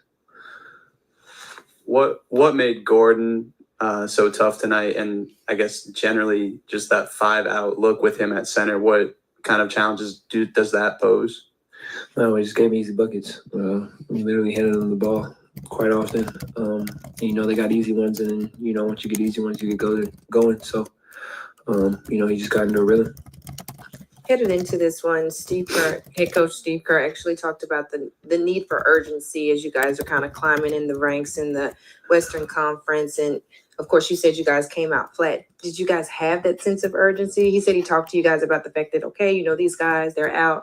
You know, these guys are wanting these minutes. They want to put something out on the floor to be remembered. Yeah. Did that take away the urgency? Not really. You know, we just came out with our guard down, and you know, they took advantage, and us handing them the ball, you know, kind of helped get them easy buckets. We take away half of the turnovers. I think we come out with this win, but you know, they benefited off the turnovers, and they made it tough. They got stops when they needed to, and you know, it's just sometimes it happens like that. Would you say that the turnovers were self-inflicted, like Warriors' mistakes, Absolutely. or forced? Okay. Absolutely. Oh, you guys are great.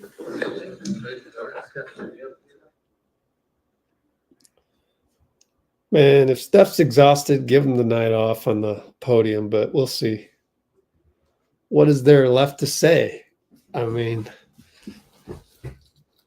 you threw the ball away 7 times. It happens. What are you going to say to that? There's nothing to talk about. There might be something to talk about in terms of, are you going to play tomorrow? But he's going to give you the same thing, which is, well, we'll see tomorrow how I feel when I wake up, and you know, we'll go through the pregame, and maybe he can tell you more about the back. But is he really going to tell you the truth on that? Like, is he going to unpeel? Is he going to peel the onion for you on that? Probably not. Probably just keep it general, like,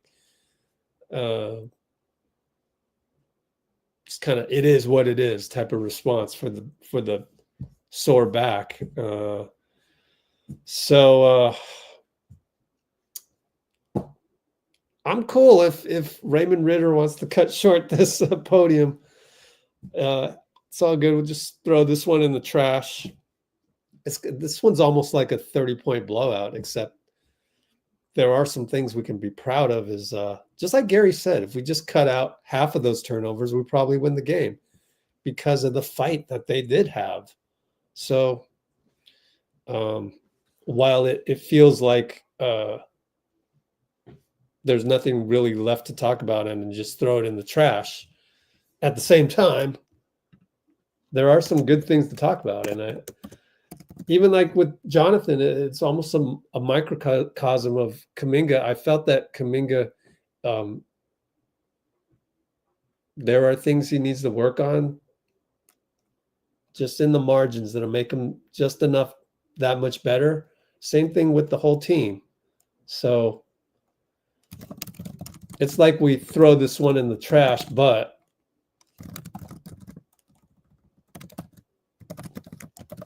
then again, there are some bright spots.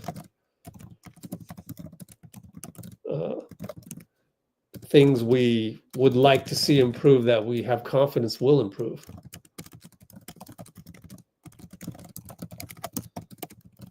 One of them being Steph. You know, Steph himself. JK getting more reps. The defense was fantastic at times.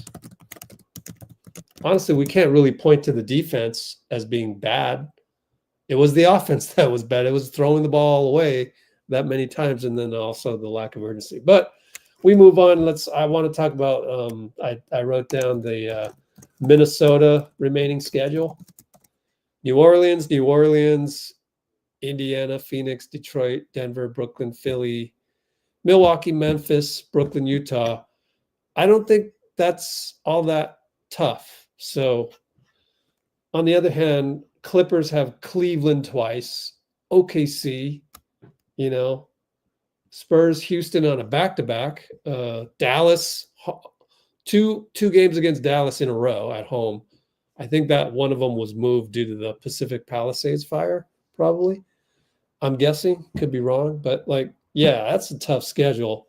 And so I'm expecting them to take a few hits. I hope so.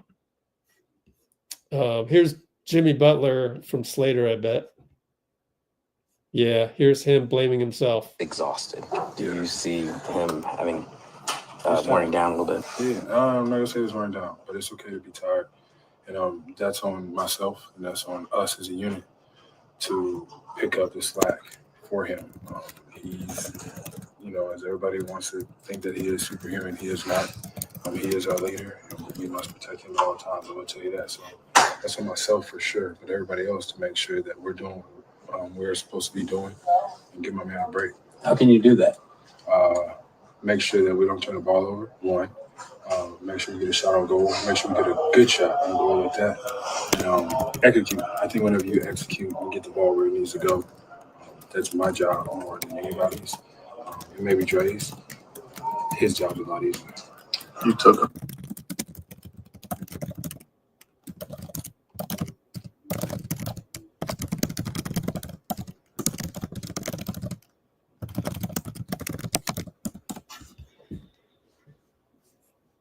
Yeah, that's what I thought. Steph got the shiner on his eye early in the next game, I think.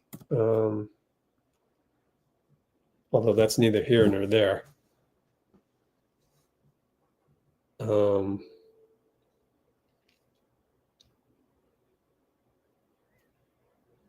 And then going back and saying, "Oh, Steph should have sat this one." I mean, that's just too easy to say. That's the hindsight is 2020. As the saying goes, hindsight is 2020. Press conference will resume. Yeah, so I don't know if we can, there's always things you can point back to in hindsight.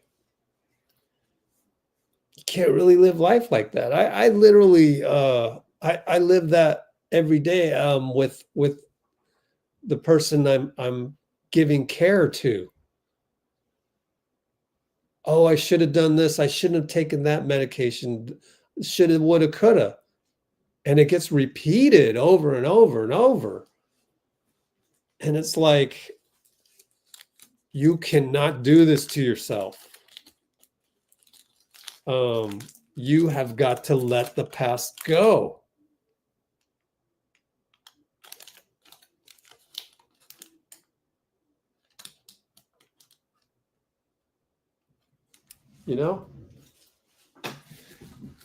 You can't just always go back to the past, go back to the past, go back to the past. Then you're living your present in the past. Oh, we shouldn't sat Steph. Nah, you made the decision. You live with it.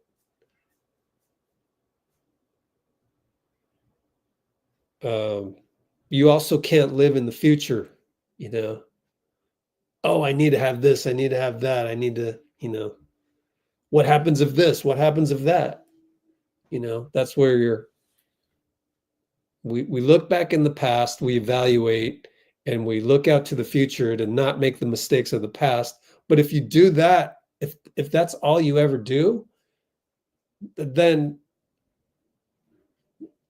you're never good enough, because then there's always something in the past you could have done better. And people get into cycles like that, and they literally that causes honestly, that causes disease, because you never think you're good enough. Well, guess what? The body's going to respond to the mind. If you're always thinking you're not good enough, then the body's going to go, "Oh yeah, you're right. Well, I am not good enough. Let me create a, let me execute on that command and make, bad proteins, bad genes." And then you're in disease. Then you've got this problem, that problem, mysterious maladies in your body. And it all starts in the mind. Of course, certain times there are things that happen to you physically that not related to the mind. So there's you go to war and you get shot, that's not because of your mind. So there's those things, but the vast majority of problems you face all start with how you think. That's part of the stuff that I want to convey to you guys. So in that respect, it's kind of good that the Warriors lose because we can turn it into a learning point for everybody here. Looks like they took the same video. Unfortunately, we got the reporters tweeting out the same type of videos, unfortunately. Anyways.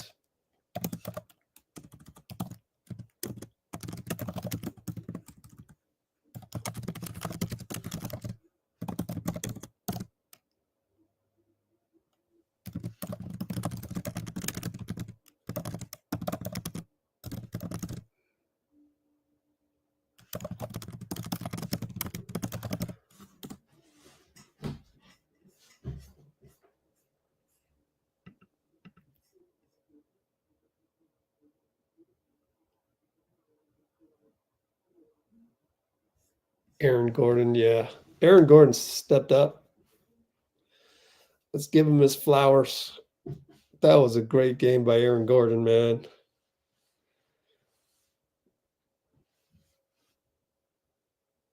Honestly, JK just needs to play like Aaron Gordon. There's a lot to emulate there. What a game by Aaron Gordon.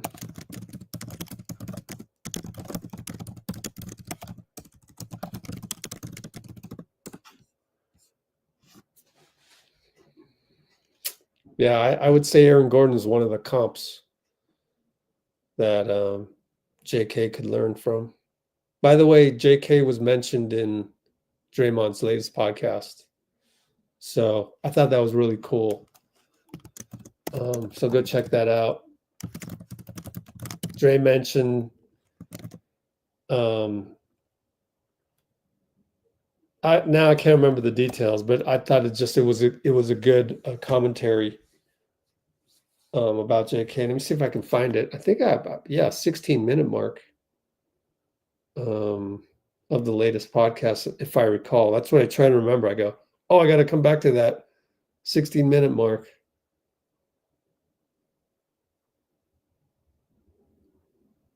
What? I lost the Draymond Green show? Wow. Still learning Spotify. Okay, let me try and find it. Before the game starts. Now you're heading in the wrong direction, and it sounds like your team's taking the lead. Finding the cuts when the cuts are there to get them lives and drop off passes for them dunks. I think if JK can play that way, which I know he's more than capable of and will, it's going to be so great for this team because with him playing that way, I don't think we ran a set for him last night. Yeah, that's it. So they're not running sets for JK, and he's impacting the game. So he thought that was great.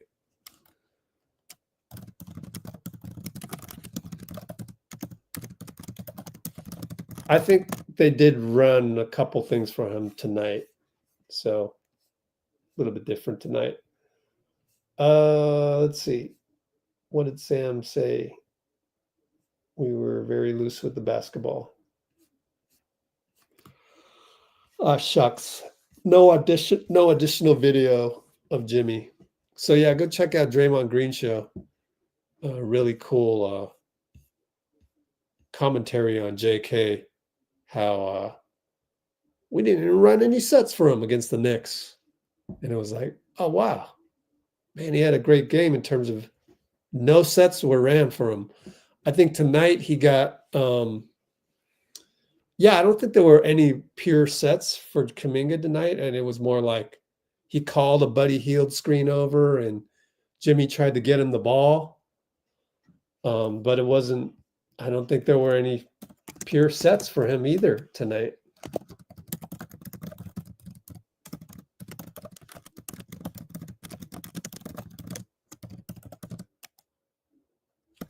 Jimmy tried the dribble handoff with him. I think it was successful. And JK one time called for a Buddy screen flare.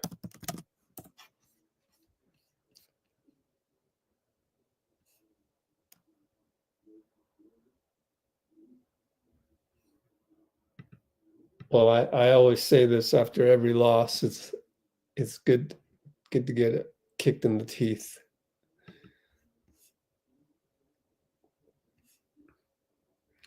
Yeah, Dean, you missed the first quarter. Lack of urgency, and yeah, that quarter was bad.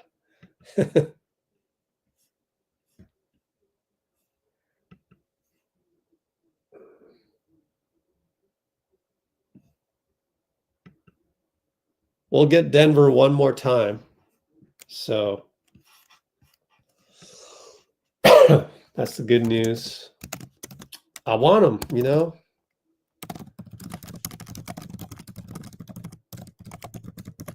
I want them and at full strength. But it is too bad that they got us on this one. It'll go down as an L. It did go down as an L. And those are tough to swallow, but here we are.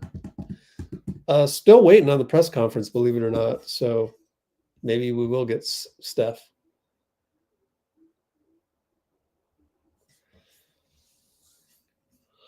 Oh, what do we got here? Oh, spirited discussion. Okay, let's take a look.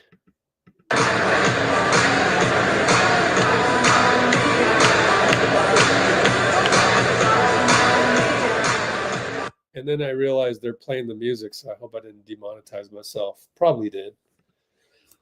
How many seconds did I roll that for? 8 seconds? 10 seconds? Oh, man, I don't know.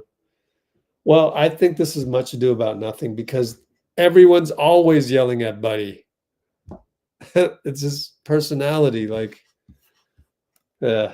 So I think that it's a swing and a miss on KMBR right there.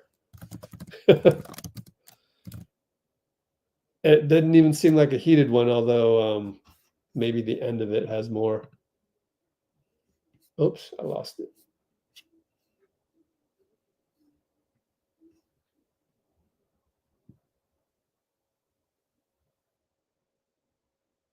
This is a normal basketball talk.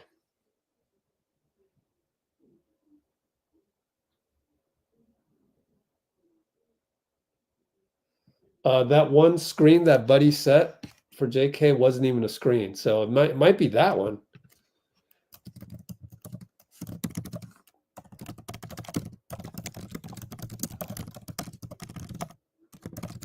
Because like when he called for a screen from Buddy, you expect a screen, not a fake screen and flare. Which is I forgot what kind of screen they call those. Buddy was laughed at by somebody, former teammate. Yeah, I can't remember. Maybe it was somebody on the Sixers, maybe. But doing those types of screens, he's good at, but he can't set a normal pick. So, and that's the thing with Buddy. Like, Buddy always gets yelled at because he's just so happy-go-lucky.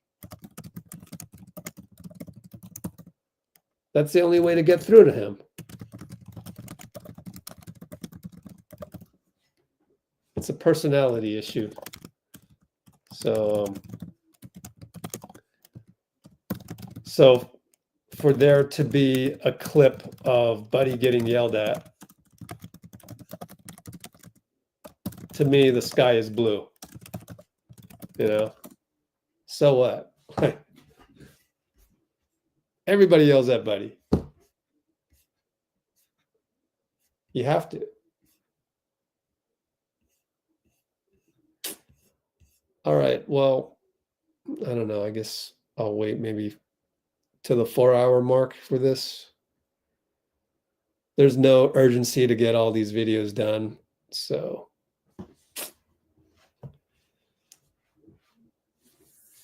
So far, let's see, who have we had so far?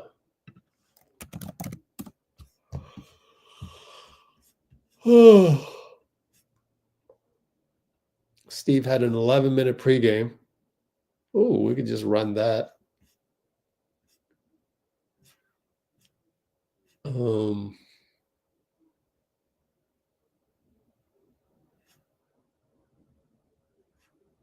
I like the Tom Thibodeau post game of the other night. Should run some of that because it talked about Jimmy Butler. He knows Jimmy very well, obviously. Okay, well, I'm going to run Steve Kerr pregame.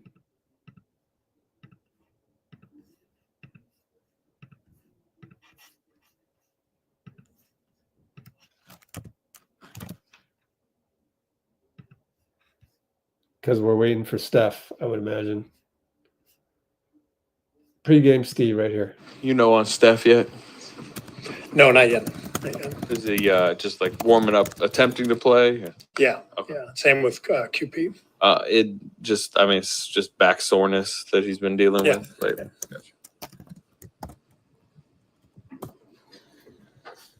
Just another injury question. Is the expectation still Brandon returning tomorrow? Tomorrow. Yep.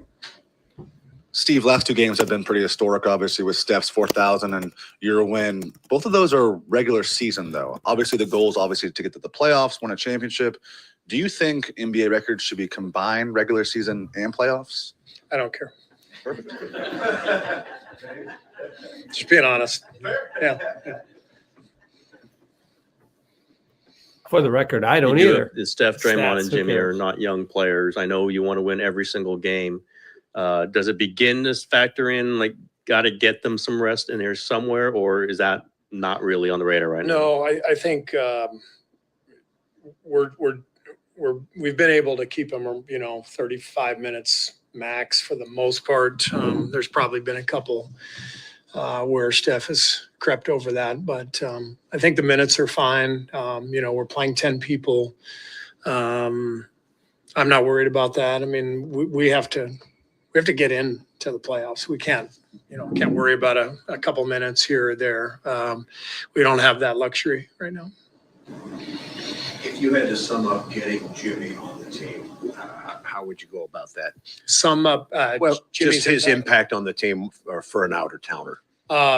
He stabilized everything immediately. Makes every possession make sense, connects the game. Because we're getting a great offensive possession with his footwork and his decision-making, never turning it over. Now we're in position defensively, to guard in the half court instead of, guarding off of a bad shot, which we call shot turnovers. I think last time we played Denver, that great game, I think they scored 31 points off our turnovers, if I'm not mistaken. They also had 30 free throws. The whole key in any game, regardless of who you're playing, is to take away the easy stuff. And it feels like we're giving up less easy stuff because of Jimmy's control of the game.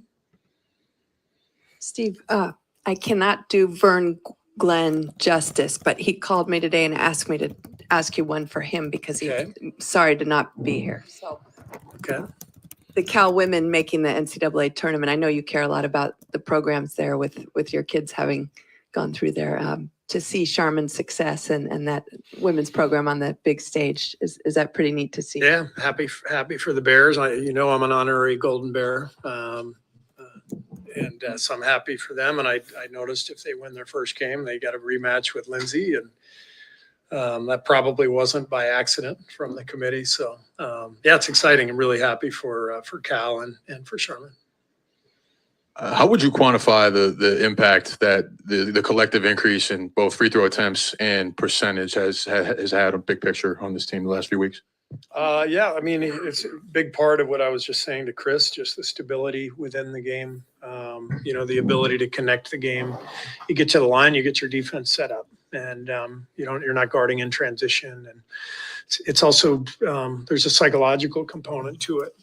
Jimmy goes to the line a few times. That's demoralizing for the opponent. I mean, he's going to knock him down, and we get our defense set up. And so everything's changed. I mean, since he's been here, I think we're maybe first in the league in free throw attempts, at least top three.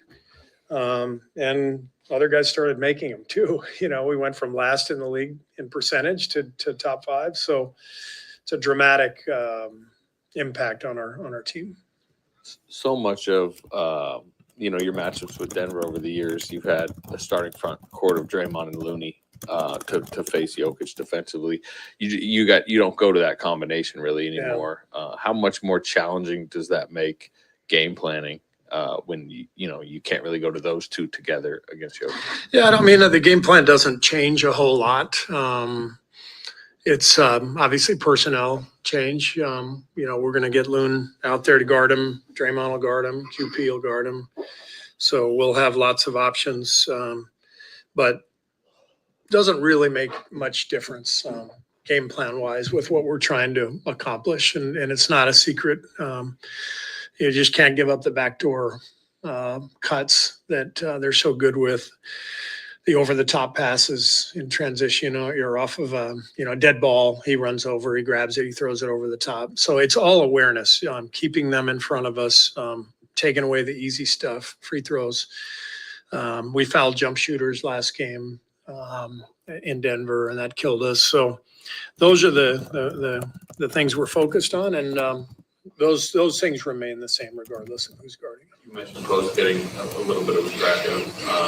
What do you tell a rookie going into a match? Yeah. Good luck. What do you want to? Are you excited to see him? Yeah. Quinn's a really good player. I mean, he's smart, tough, got good size, and so yeah, he'll find himself out there on him a little bit, and it's again, if the focus is on the game plan, like any great player, you don't worry so much about individual matchups, and you focus on the easy stuff. Don't give up the easy stuff. And if Jokic gets 40 points, but we don't give up any back cuts and free throws, then we feel pretty good about things. And we know that he's going to score whether Draymond's on him, Loon's on him, Quentin's on him. He's that good. So it has to be a comprehensive game plan, not just worrying about matchups. Steve, also on Jokic, he's been on the injury report the past few games, but he's still averaging 38 minutes and 34 points. What does that tell you about, I guess, a guy's mentality when, he's going through something like that, and yet he's still playing big minutes and being productive? I think it's his most underrated quality, is his durability. I mean, he's just out there every night. He never misses a game, seemingly. Never seems to get tired. He's a metronome out there. He just, he's there every single night, and you know what you're going to get, and what a huge luxury that is. You kind of hinted at this with your previous question, but what's more problematic for you? What's the priority, to try and not let him take over the game with playmaking, or to try and keep him from dominating the paint with his scoring? Well, it just depends how the game's going. I mean, you go in thinking we've got to take away the easy stuff, and then you adapt. I mean, if he's torching us with his scoring and they're winning the game, then we have to adapt. But you go in for sure thinking, take away the back cuts, take away the free throws. And the good news is, this year, they're letting everybody play a little bit more. Last year, you remember we had the game, I think he shot 18 free throws, and I made the complaints after the game. He's so smart. Under last year's rules, he knew exactly what to do to draw a bunch of fouls, and there was nothing we could do. I think this year, the way the game is being called, it's more physical. We're not rewarding guys for their stuff, and so we have to make him earn his points, but it's all in the flow of the game. We have to decide whatever is happening. We got to adapt to that. Steve, piggybacking off of that, did you see OKC's Dagnall the other day? He tried having a permanent sub up there cool. so that Jokic can't get the ball and push the tempo early. Is that what it's coming down to? Like coaches trying different things to try to basically have this chess match with him? Yeah, it was brilliant. And then I think they eventually called a delay of game, if I'm not mistaken, but got to do what you got to do. Have you watched Court of Gold, the documentary, the whole thing? First episode. I haven't seen the rest of it. Okay, there's like the third episode. There's a locker room scene where Jokic just screaming at a teammate, "Would you guard Durant? You got to." I guess you haven't seen that, but just those behind the scenes kind of stuff. Whatever you saw in the first episode, or whatever, maybe other. Do you get stuff from that? Like seeing what? I know there's been cameras in your locker room, I guess. I mean, just is that stuff that is interesting to you as a coach? I haven't seen it yet, but I understand there was like halftime stuff from other teams. There's a reason we didn't let those cameras into our locker room at halftime. I don't like any strategy being broadcast one way or the other. But we didn't see that stuff, obviously, until after. So, but I don't like, I understand the access that we have to give these days, but not during a game. Speaking of not necessarily broadcasting strategy, but what are you expecting to see out of your team as a whole? Now, you've touched on what Jokic can do when it comes to how he can play, but just this team as a whole is pretty sizable. They have a pretty good size on them. And what are you expecting to see out of your team going up against them since the rejuvenation of the roster and the stabilization with Butler? I expect us to come out flying, this big game for us. If we win this game, we're within 2 of Denver. We got them one more time here at home. We lose this game, it's going to be probably impossible to catch them. So big game. I would expect Steph, our you made energy to reflect that. We'll skip the last Steve, question on Steve. I'm curious what it is. Juan said the other night there's something that you've taught him about winning come playoff time. So I'm guessing that you won't Draymond. share any I'll listen. details on that, will you? Or is there just a mindset that I don't even know what he's talking okay. about. Yeah, he said he won't tell any of us. All right, screw it. Let's go to Steph. Here he is, podium, the last guy.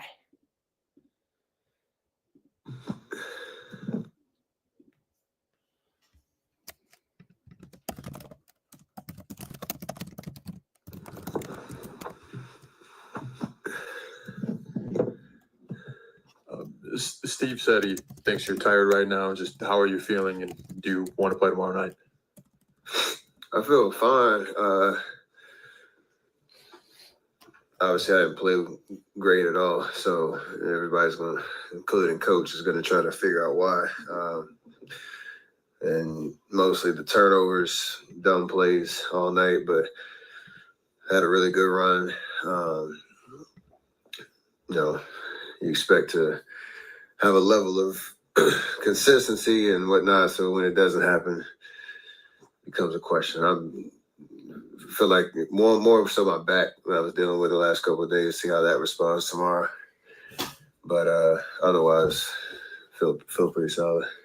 So I asked her about your back and if that was bothering you any tonight. Was it bothering you? And if so, do you think it'll be something that you'll wake up tomorrow and feel that you need to kind of maybe rain check tomorrow? No, if I'm out there playing, it's because I feel good enough to play, feel good enough to be myself. So I don't ever kind of marinate on an injury or something that you're feeling. Because if I'm out there, I'm supposed to play. I'm supposed to play better than I did tonight. You mentioned the turnover stuff. Obviously, you got the one late. Can you talk about what was going through your mind on that pass? It's just a normal throw ahead, and was there something different that Denver was doing defensively that kind of triggered some of these turnovers? No, they were obviously our game plan going in against their usual team is different than the lineups they had out there, and they were switching 1 through 5 and trying to be physical and keep bodies on bodies. And there's just for whatever reason a little hesitation at times, indecisiveness.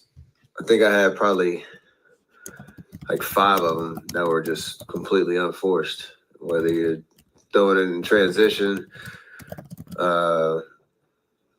The one at the end, I felt like JK had an angle to try to get it, up to the rim before whoever else was guarding him.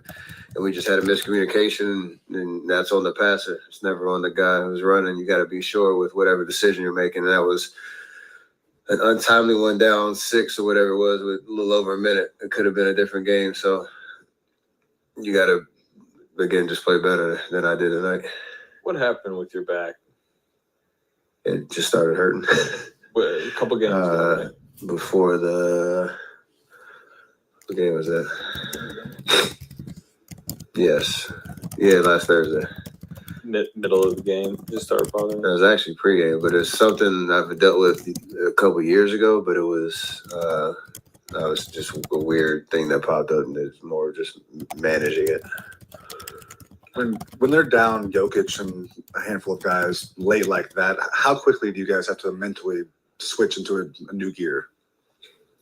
And we didn't find out until probably whatever it was, an hour, 40 minutes, whatever it was before the game. And yeah, it's just a totally different team, and it's guys that have the ball in their hands a lot more than they usually do, and they're playing free, and they know they have a free shot at us. And Aaron Gordon played unbelievable. Russ controlled the game the whole time. Porter Jr. got him off to a good start that kind of settled him in. So they just had guys that played a lot harder than we did tonight. And as much as we tried to come back, every time we made a run, it was like, oh, you're down 8, you're down 10, you're down 12, as opposed to really, threatening them with a real comeback. So you got to credit them. They played great, but also whenever we have the amount of turnovers you did, and not even the amount, the type, that can't happen. And obviously that starts with me. Hello, Stephen. You and Russell Westbrook born on the same years, and two of you played the most time on the court tonight. Do you think how difficult as the veterans still and continue to impact the game? Right after the game, we have so much mutual respect for each other, what we've done in our careers. And one thing he said was, keep competing, which is really the message of why we still do what we do and why we love playing, because you get to have battles. I guess, greats like him, so like he is. So it's kind of easy to get up for those type of games. Okay, thank you. And how are you? Your voice a little different. You said what?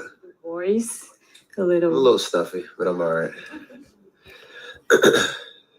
When you think about the types of turnovers that happened tonight, which of those types are the most frustrating, the ones that are easiest to maybe cut out? A majority of them, they were, for me, I got a pass deflected in transition 3 times. That last pass to JK, one I threw off his foot and on a roll.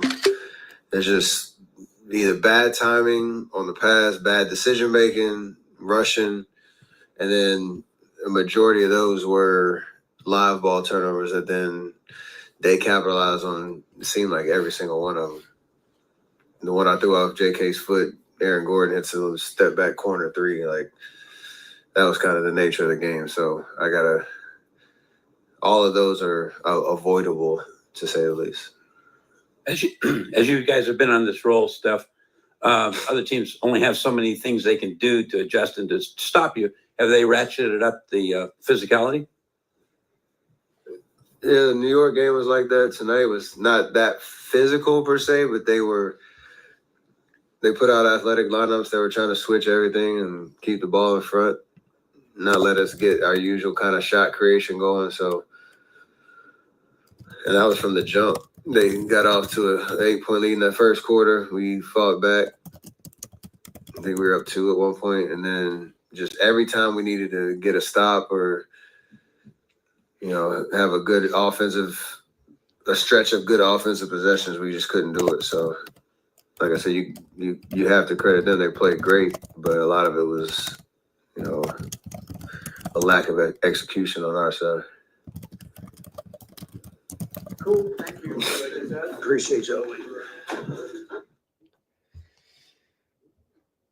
Anybody got any advice for the sniffles? For not the sniffles. He's a little stuffy, yeah.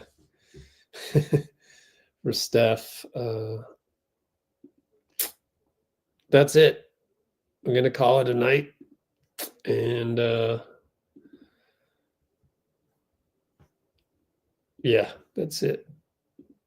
GP, Steve and Draymond.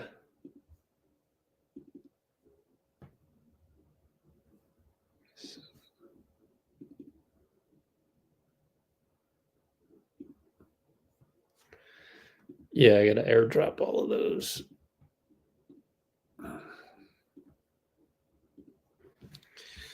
Okay. Yeah. Get well soon, Shivansh.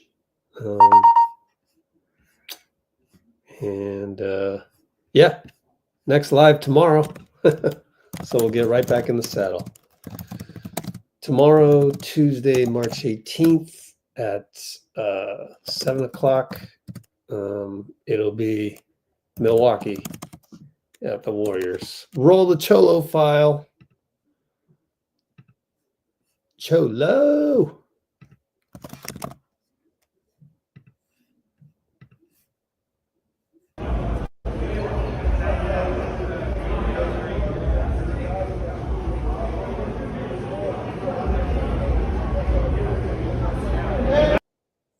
Hold on, I gotta put that up there. Send that over to Steph. Let's share a screen. Let's do I don't even know if I can do. Can I do this? Oh, I can go back to it. Beautiful. Ginger ale and rest. Here, let's do this. Let's do this.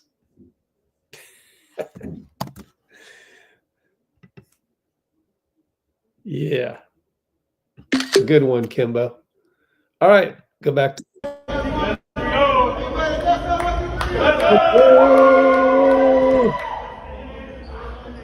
Today he came back. He came here today talking about how he got a new blicky. For the uninformed, what's a blicky? How you don't know about no blicky, man? You had a blicky? You told me you had a blicky growing up. Yeah. You was a shooter. A strap. Yeah, that's a blicky.